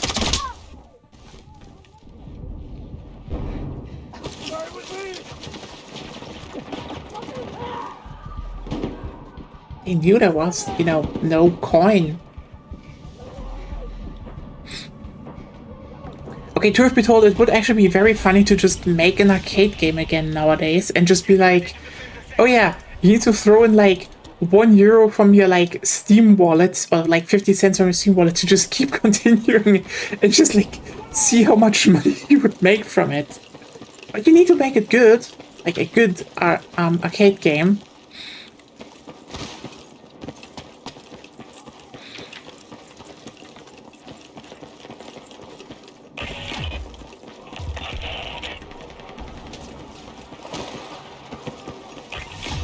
Hostiles have breached the sector. Defend our objective.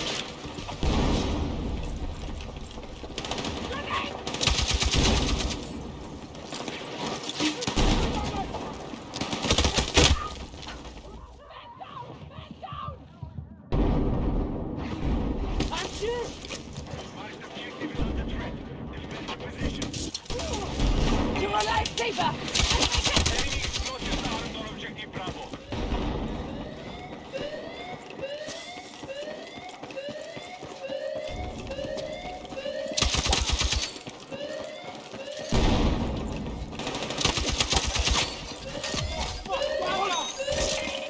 Hostiles have set explosives on Alpha. Hostile explosives on Bravo have been disabled.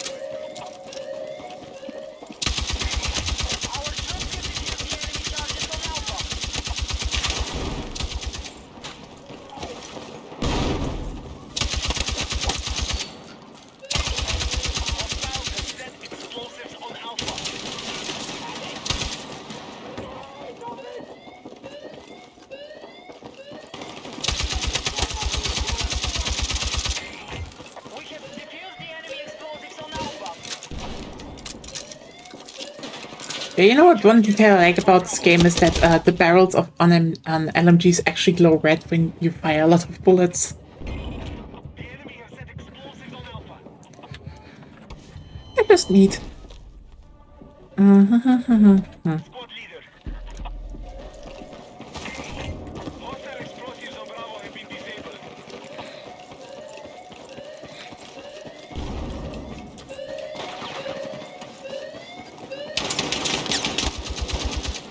Our attack has reduced enemy numbers.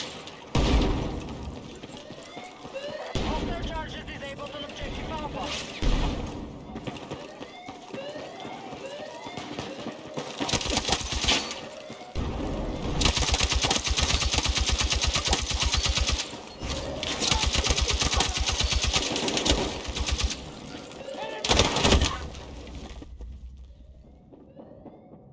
Okay, so no one else was at B. Really? Enemy blast has destroyed Bravo.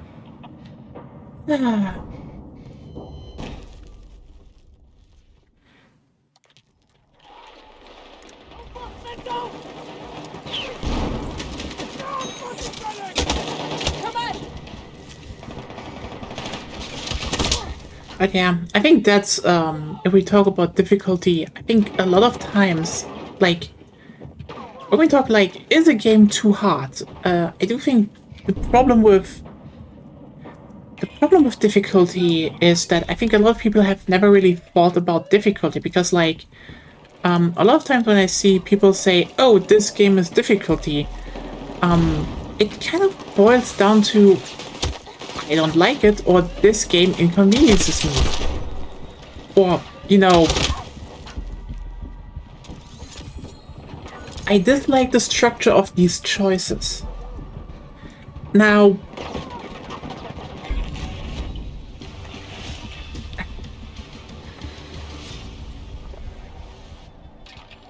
here's the thing. I think actually thinking about it like that is, you know, feeling certain ways. It's not really like, oh, this is bad. Because, like, look, I cannot change how you feel. And I think how you feel is how you feel, okay? But, like, first of all, I think the most obvious thing to say is that, you know, not every game should be playable by you. Just because, you know, you could technically give them money. No, like, sorry, if a game wants to be a certain way, you should actually engage it on its terms. Like, that is just part of what makes, like, about, like, actually appreciating art, because everything else would just be, like... I don't know how to put it in the best way, other than, you know, you look through... You know, the only version you saw of the Mona Lisa was, like... on a very shitty old Nokia phone, and then you kept saying, no, this is fine, I roughly know what it is. Like, at some point people will be like, you should kind of look at it at least in the Louvre once if you really want to know how it looks like in real life, despite everything. You know? Like, a picture in real life is different than a picture on a photo is different on a picture on different mediums. However, yeah, this discourse about, like, what actually makes difficulty is, like, kind of interesting, because I think not people really make that, really, like, think about the deeper parts there, because it's just a lot of inconvenience. And the thing about designing around inconvenience is that, you know, listen, if you think about why do we keep having these talks about, you know, old game rather than new game, it's usually because new game tries to design around inconveniences. Like, for example, in old Battlefield games, guns were just a little bit shit. Let's be very clear here about for a second. Compared to how they worked in other games, they were. And similarly, they were also more flat in Call of Duty, etc. But I'm going somewhere with this. The whole bullets were, like, comically slow. guns had a lot of spread, and there was like also not too much, but there was some visual recoil. That kind of created a game where in the very end you couldn't actually spray someone down over distance. Like, that's kind of crucial, you know? If you cannot, you know, accurately spray someone down over distance, you start to just tap fire. You need to pre-shoot. You know, something like a hill or so, or just distance itself can become a form of cover because, you know, someone just doesn't hit you as well. This does mean that, you know, guns kind of behave very much locked into their certain areas. Doesn't mean that they are bad or unfun, but, you know, they clearly have ups and downs that you need to work around. And the thing is that the more you go forward, the more guns suddenly have just more muzzle velocity, so bullets fly faster. There's less spread. There's some more recoil. And, you know, when people go and like look at Battlefield 5 and say, oh hey, I can beam someone over the map with a normal assault rifle, I couldn't do this in previous games, they're not wrong. This, by the way, doesn't make a game unbalanced or unfair, because they're still not like the best gun for it, but it's the same thing with Counter-Strike, you know? Even though in Counter-Strike I will say it is much more balanced around its whole, you know, about the fact that they are like very small maps and you're not a lot of people, and it's all about landing those headshots to actually have impact.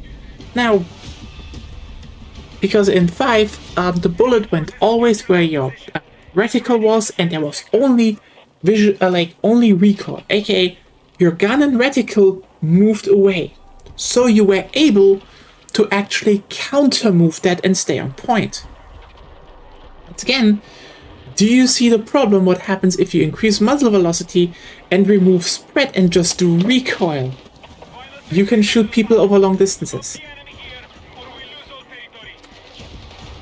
So suddenly, how do you counterbalance that? Oh yeah, you increase the time to kill, aka bullets just do less damage, which then also leads to shit like, you know, depending on how your time to kill is and what kind of game, this can also just feel shit. We launched Battlefield 1, a game where you could physically not kill more, like, quite literally, you could not kill more than 2 people with an SMG.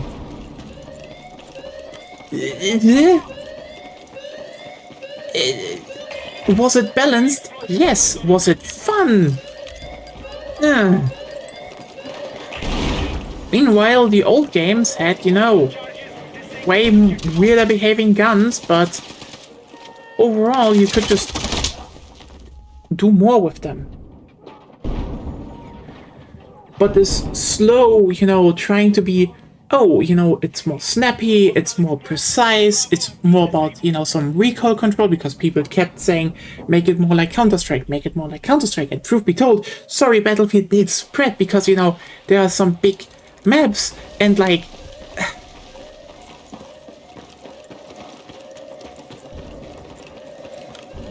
so, by the way, spread is literally the bullet just flies in a certain area to a random point.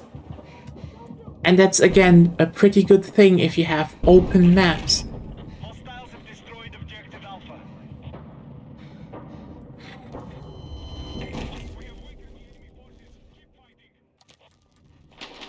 But it feels inconvenient. Similarly, oh hey, I cannot save in this game.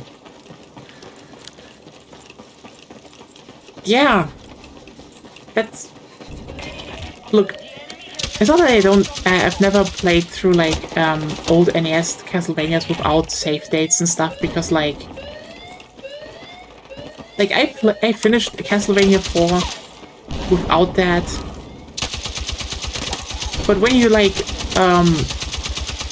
during Halloween just want to show off Castlevania 4, you just have save states, okay?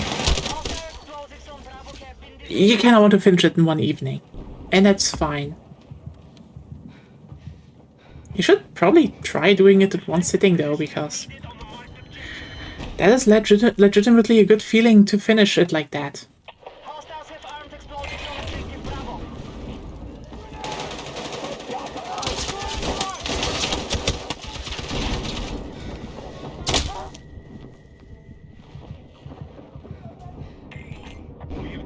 Similarly, by the way, a thing we have brought up multiple times in Monster Hunter.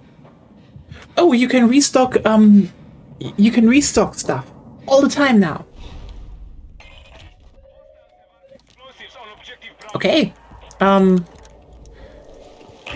So the whole attrition system is now gone. Have you thought about that? That there was this whole point about using your resources at specific moments because that was smart. Now you can just refill everything all the time. How do you make things hard? There are generally just two options that are left for the series. And one is you overtune the monsters, which you can do, which you can do. Frontier did it.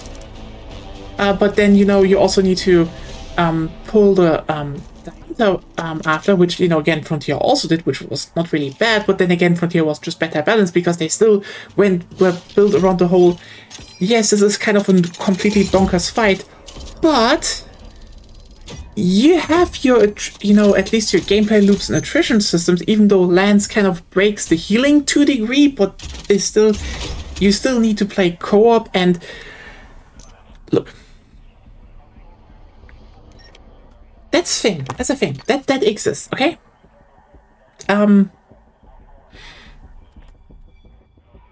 But they either need to tune up the monsters, which, by the way, people do not want that. The moment you make the monsters be a bit stronger than the hunters, people start to bitch. Not because it's unfair, because let's just be real here. If you look at old Monster Hunter titles, why were there roars? Why were there tremors? Because it interrupted you and you needed to either play around or build around it.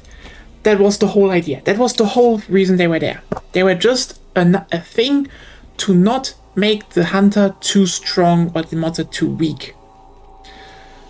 And they gradually removed those. So now, but monsters have expanded movesets. They have also smaller hitboxes. The hunter is more agile because people couldn't be arsed to have a little bit of a slower, more precise moveset. Because once again, this was not about was this a bad thing. It was just people felt inconvenienced by it, or, and I will say this very openly, afraid. I think this is the one unspoken thing. People do not want to admit that. Yeah, they are afraid of things. And that's okay to just say, because look, we're not communicating honestly otherwise. Because truth be told, there was a little kid once too that felt that way. When you do not know things, you're also going to be very nervous about suddenly, you only have 31 days to get off of the planet in Pikmin 1. 30 days. Wait, it was 30 days? 30, yeah. You only have 30 days to get off the planet in Pikmin 1. Oh god, what if it runs out? What if I make mistakes? You do not have a concept of how much time you actually need. This is anxiety inducing. And could hold someone off from playing a game. And you know what? I get it. I get it. Truly. There was a lot of mechanics that were mainly around introducing a little bit of friction, a little bit of pressure, and I got anxious as shit.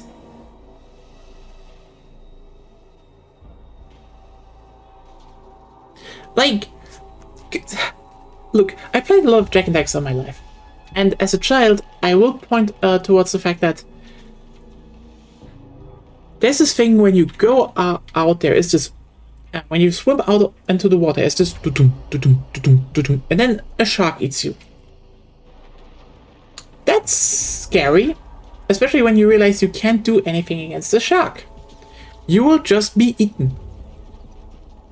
Now this is just a very fun way of just making you not break the boundary. Now, as you saw, by the way, in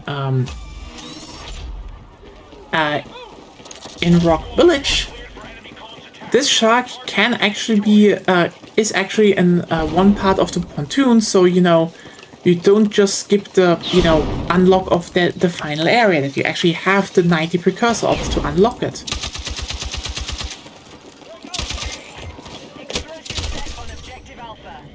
And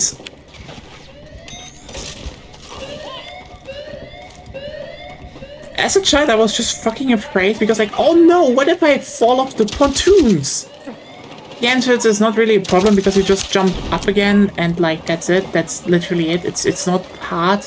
But the idea that I couldn't do it and it would something happen, it fucking scared the shit out of me.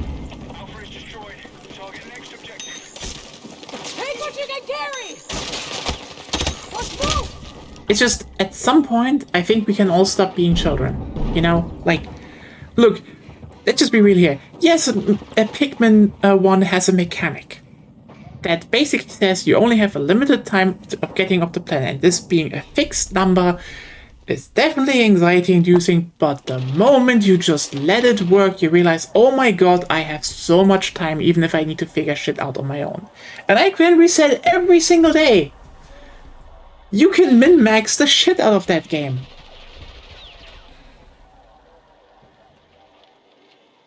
Wow. And I will say this, okay? Look, I can give Miyamoto shit for a lot of things. But truth be told, the fact that he brought back the same mechanic, and I will say, in a way that I feel annoyed because it's the same difficulty curve basically as in Pikmin 1, aka, look, you're literally only getting punished for if you literally kill all the Pikmin, and that is hard to do. Like, killing all Pikmin is hard, and letting the time run out without any progress. Like, you don't even need most parts. Is also hard as fuck. So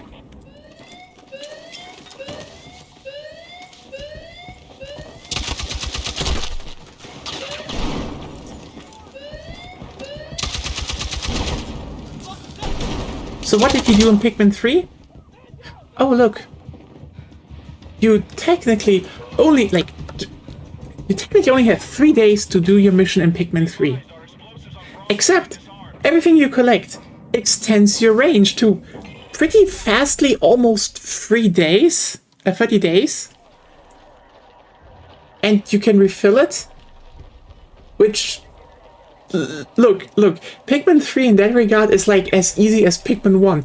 They literally just reframed the counter and then have like even one day where they just take it away and it's not a problem. And I genuinely need to ask you, if you have no problem with the system in Pikmin 3 because it's the same timer, just how's it called? Recontextualized as a resource. Then you just gave into your own anxiety in the beginning and maybe get over that. Also, hey Nina, how are you doing? Welcome to the stream. So yeah, it's just one of those. It is kind of interesting how much can just be reframed if you just make it slightly different. Like, look how even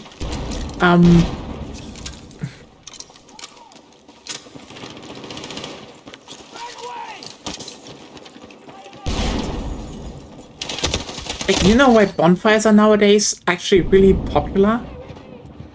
Just for a simple fact. People started to dislike autosaves. Like, look, when I played Jack and Daxter, it's just a good example. The game has just a few spawn points that it automatically assigns me to, and it's usually right at the beginning of the level, and I need to walk there again. And it usually has one, like another spawn point in the level, usually on the other side. And the only difference is it saves automatically for you and resets you there. Like most old games in 3D have spawn points like that. You just do the level again. But you know, the more autosave points just became like one of those, this feels too easy, too cheap, because you know, the game saves for you. You don't have any control. What if they are placed badly? This is fair. So now they made them basically, you just activate them. Like, look, you don't even lose your resources in Pragmata, but it's the same thing. You have like 2 to 3 spawn points per level and need to walk everywhere, and it's the same. New 1, 2, and 3 like do the same thing. Like especially 3. It's just I compared this one to Jack and Daxter a bunch of times, but like I stand by that. It's good. I'm doing well. It's a night. It's a relaxed evening. Talking about game design and stuff. Why are you here? Why are you here?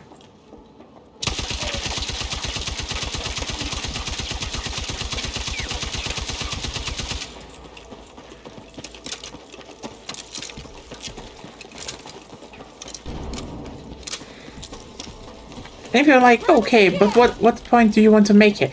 Simply just engage with games a little bit less frighteningly. Like, every time I hear someone say, I have a problem with Soulscapes, look, you just have an imagined thing in your head about it, and you need to get over it. There's a difference between I dislike something and I am afraid of something, or I hate the inconvenience of something. And like, the last thing, get over it. Don't get good, get over it. There's so much in life that is great if you just get over it. And if you're like, what do you know about getting over it? I had like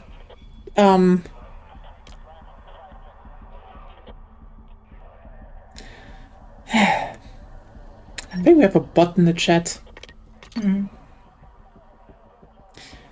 Anyway, so the thing is that if you're like, oh, what do I know about getting over it? Look, I had like a fucking paranoid phobia of snakes. And I got over it, and now I love snakes. Because turns out it's not really bad for you to actually challenge yourself sometimes. You will like challenging. I cannot begin to say how much challenging yourself, even a little bit, can open up so much for you in life. So many games you would not think about enjoying.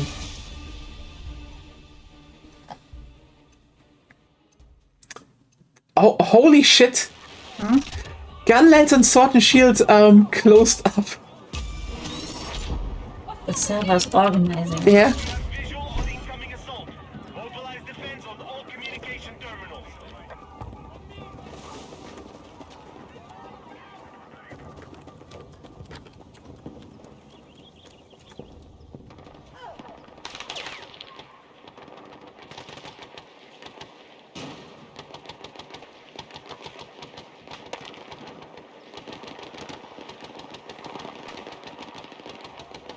need to defend the marked objective.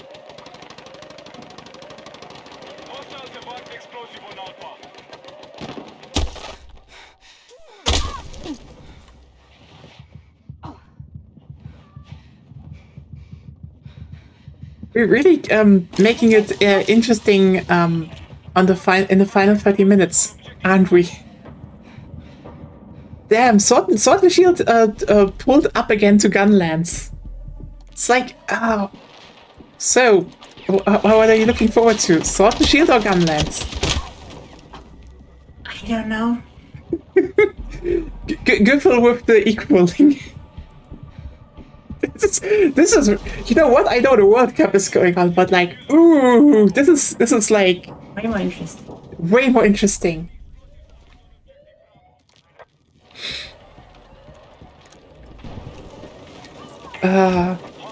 Apropos World Cup, have you seen that Curacao has played like Brazilians? Oh god, okay, that joke was already overdone, but still.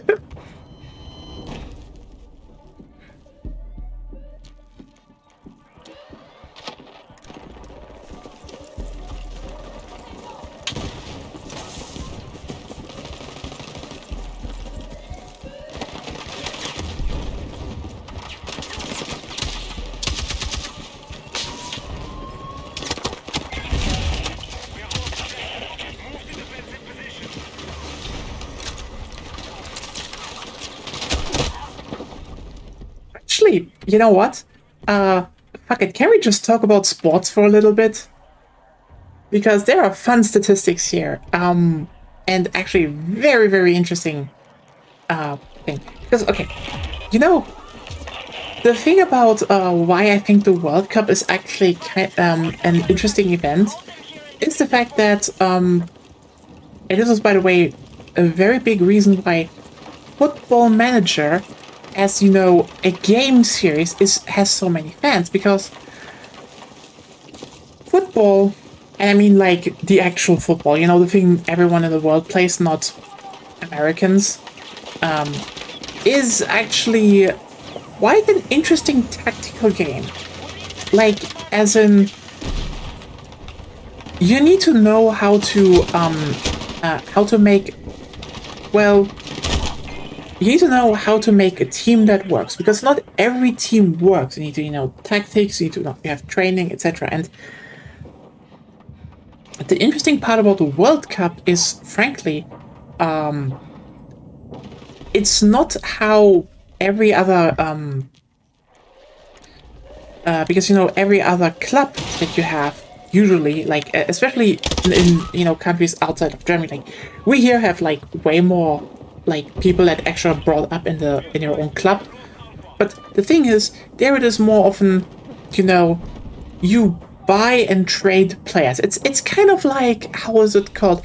It's kind of like a trading card game. Let's be real here, because every player has like a certain strength that they can bring to a team, and some fit into teams, some don't fit into teams. The interesting thing here is, like, obviously some countries have better players, some have less. But the interesting thing about the World Cup is, well, just to put it simply, you have a very limited amount of players to choose from. Now, those are not going to be bad, but you need to use them in very, very different ways. Like, for example, a player that in, you know, its normal club is just one of a lot of other good players, suddenly could just be the main, you know, the main thing you structure your whole team around. Or not. Like, for example, Brazil kind of ran into a bunch of World Cup wins by basically having two really good players. I mean, people probably forgot how good, you know, it's kind of funny that we live in a world where Ronaldo and Ronaldinho are two things that exist, but it's Ronaldinho from what I remember. Like, how good a bunch of those old Brazilian players were. And then also, one of them commented, like...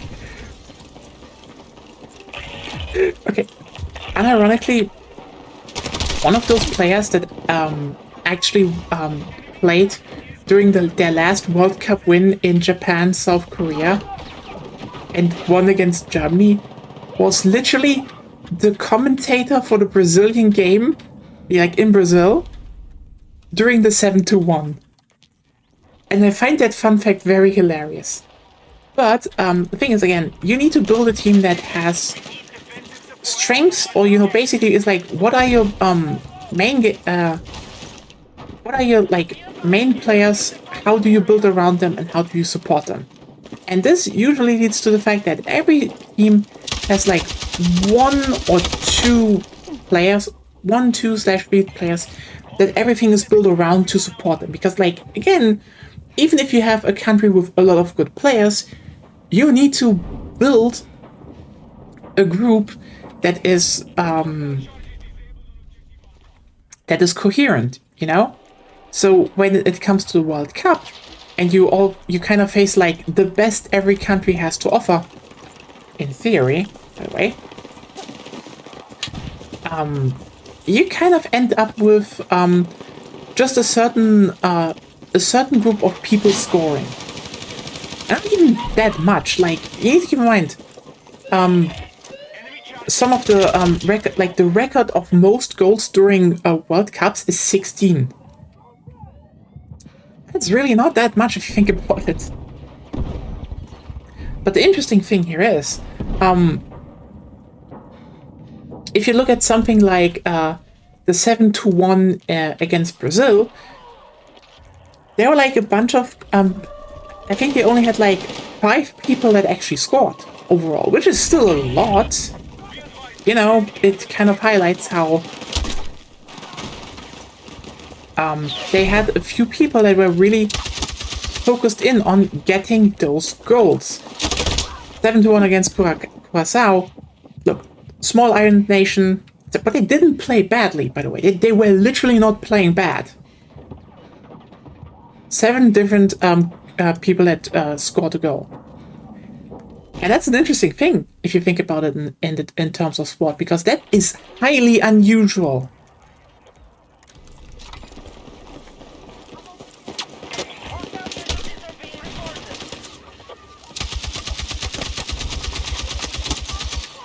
That's going to be interesting going forward, how those things work out, considering the current German team basically was like, look, everyone in this team is basically set up and supported in a way that they can score goals. And that is kind of like the horror for everyone trying to build teams, like for every trainer during, like in football, because like, how tactics are basically built around where are the strongest players and what are the weaknesses and what you counter? Because that's a thing. Like, that's why compared to trading card games, every deck for example, Magic the Gathering has usually a few tactics and cards it's built around. That's like the whole point. And you can gauge what those are, if you play formats that are limited in some form. So you can actually build around those. But imagine someone comes around and basically just has, and says, hey, 90% cards in my deck can make you lose points, and you do not know which one I will play next, and they all synergize into each other. That is hell. How do you defend against a deck like that? Do you see what I mean with that 7-1 was actually kind of interesting? Yep, that's what I mean. Anyway, very small sport excursion going out. Also, maybe now you understand why there is some form of interest in sports. If you like, I cannot deny that I do not like sports in that way. I like them on the. It's the same thing as with I think that is probably the big difference between how people always talk about sports, in my opinion. Like, for example, if you look at, for example, people going like, oh, hey, I like trains. You need to differentiate between, are you a person that likes trains on the, the individual locomotives and how they sound and, look like level? Because there are a bunch of them and they exist, that's fair. Or do you like trains on the logistical planning level and how to connect cities most efficiently and how routes should be planned and what engineering goes into that. Which is more rare, but yeah. Similarly, in trading card games, look at just Pokemon versus Magic the Gathering. Most people I see playing Pokemon collect the Pokemon cards because they look nice. And look, if you want to have a binder full of Pokemon cards, truth be told, I'm kind of surprised that this isn't actually like a thing for trans guys. Now that I think about it, like, no, I mean this, by the way. Imagine, like, there are, like, you have the standard binder for, you know, to put your cards in, but, like, why has no one actually made a binder for trans guys where they can actually put their favorite Pokemon cards in? Like, is it practical? I don't know. Would it be an interesting accessoire to have? Yes. Also, you can say, I have my favorite, favorite comfort Pokemon right at my chest. I can tell you, there are probably a lot of trans guys that would really like that. Even just conceptually. And it shouldn't be that hard to make, even? I think. Maybe I'm just overthinking the simplicity of it, though.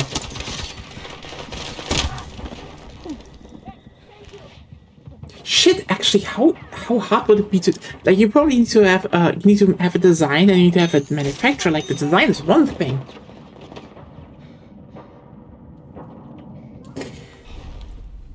The main problem is keeping it breathable.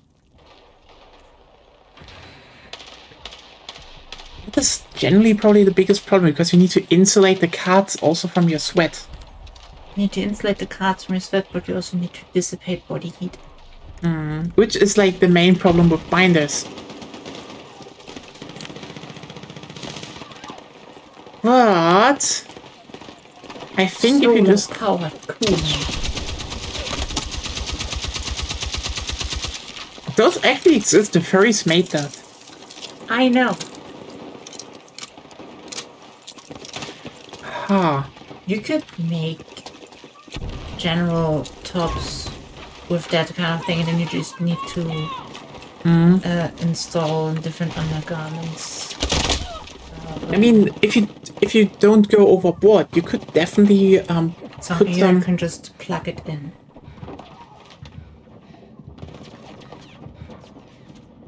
Shit, you know what? I will look into some of the resources to make like a prototype. It would be at least funny to do. Because I think, ironically, the best places to put at least two would be on the back.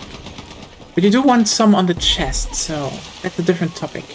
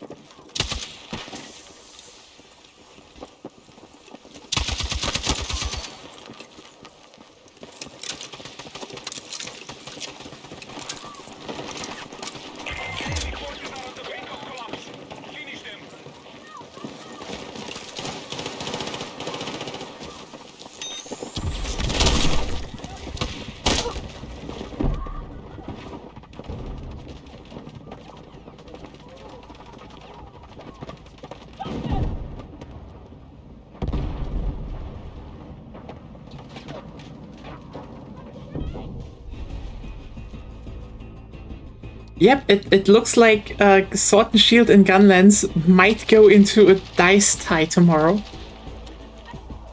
Hey. Damn, I did not expect that. Oh yeah, nice. Going out with a win here.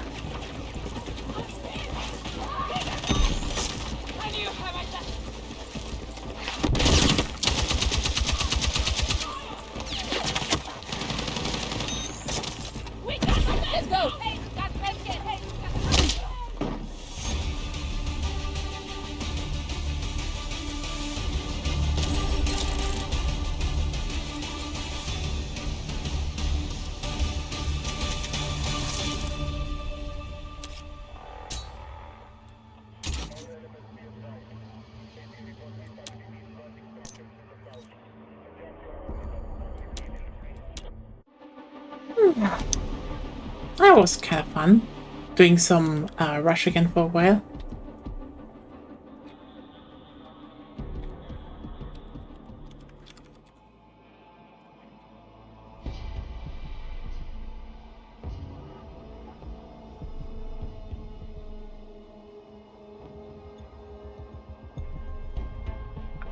Also, thanks for the 2 longsword votes. I very much salute you. But yeah, that is, for me, it's great sword. But damn, it might come down to the final.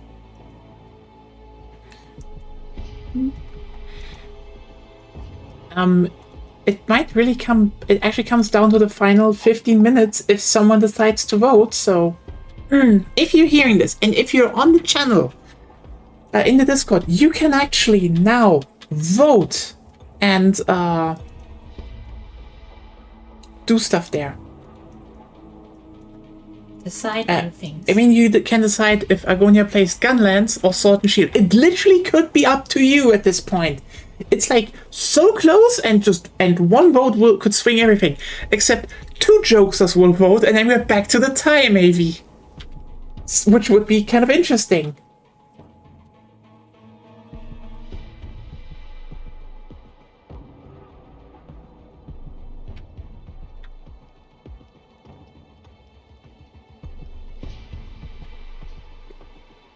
But I hope you all had good fun being here and talking about stuff and all of that, you know? Really, it's good. It's great. And yeah, we will see you tomorrow, me and Agonia, for Monster Hunter Portable Third. One of the titles I am so excited to show you all, because it is just genuinely it's not my favorite title, but it's just like one of those, I fucking love it in so many ways, and I just want to use you also a bit of brain rot to play it. Just a little bit. You know, is it the best title? Look, the best Monster Hunter title is kind of a beef between Generations Ultimate and Freedom Unite. And if we take Frontier into the mix, probably Frontier, they kind of all have different things that they also could. has the biggest problem because Yeah. so. Yeah, like, look, Frontier could be amazing, has problems. But I would say if we just talk mainline titles, it's Freedom Unite or Generations Ultimate. I do not know if 3 Ultimate will ever get close, or 4 Ultimate. I think 4 Ultimate has, from what I know, some problems, generally. Especially like the endgame sucks there. And let me put it like this. Port Tanzia in 3 Ultimate is swagless. Like, I am sorry, the guild hall in Generations Ultimate, and that is just like on a barren mountainside, a camp on a barren mountainside, and a cafe inside. Okay, the second thing was a cafe inside of an airship, which is actually pretty cool. But like, a camp on a barren mountainside has more swag than Port Tanzia, and I do not know why. I'm just like, why is Port Tanzia so sauceless? It shouldn't, but it is. It's not bad, it's just the most mediocre guild hall out there. You know, aside from like the first generation, like portable, but you know, the guild hall in portable, which, you know, a portable one, because like, sorry, Mindguard and Dundorma, they have the sauce. But that's a different topic. So yeah, see you tomorrow. It's gonna be portable third time, and what it's going to be, well, we will see in 15 minutes. Right now, Agonia is still 5-5 tied. So yeah, have a good night and have a good time. See you for Monster Hunter Portable Third. Good night.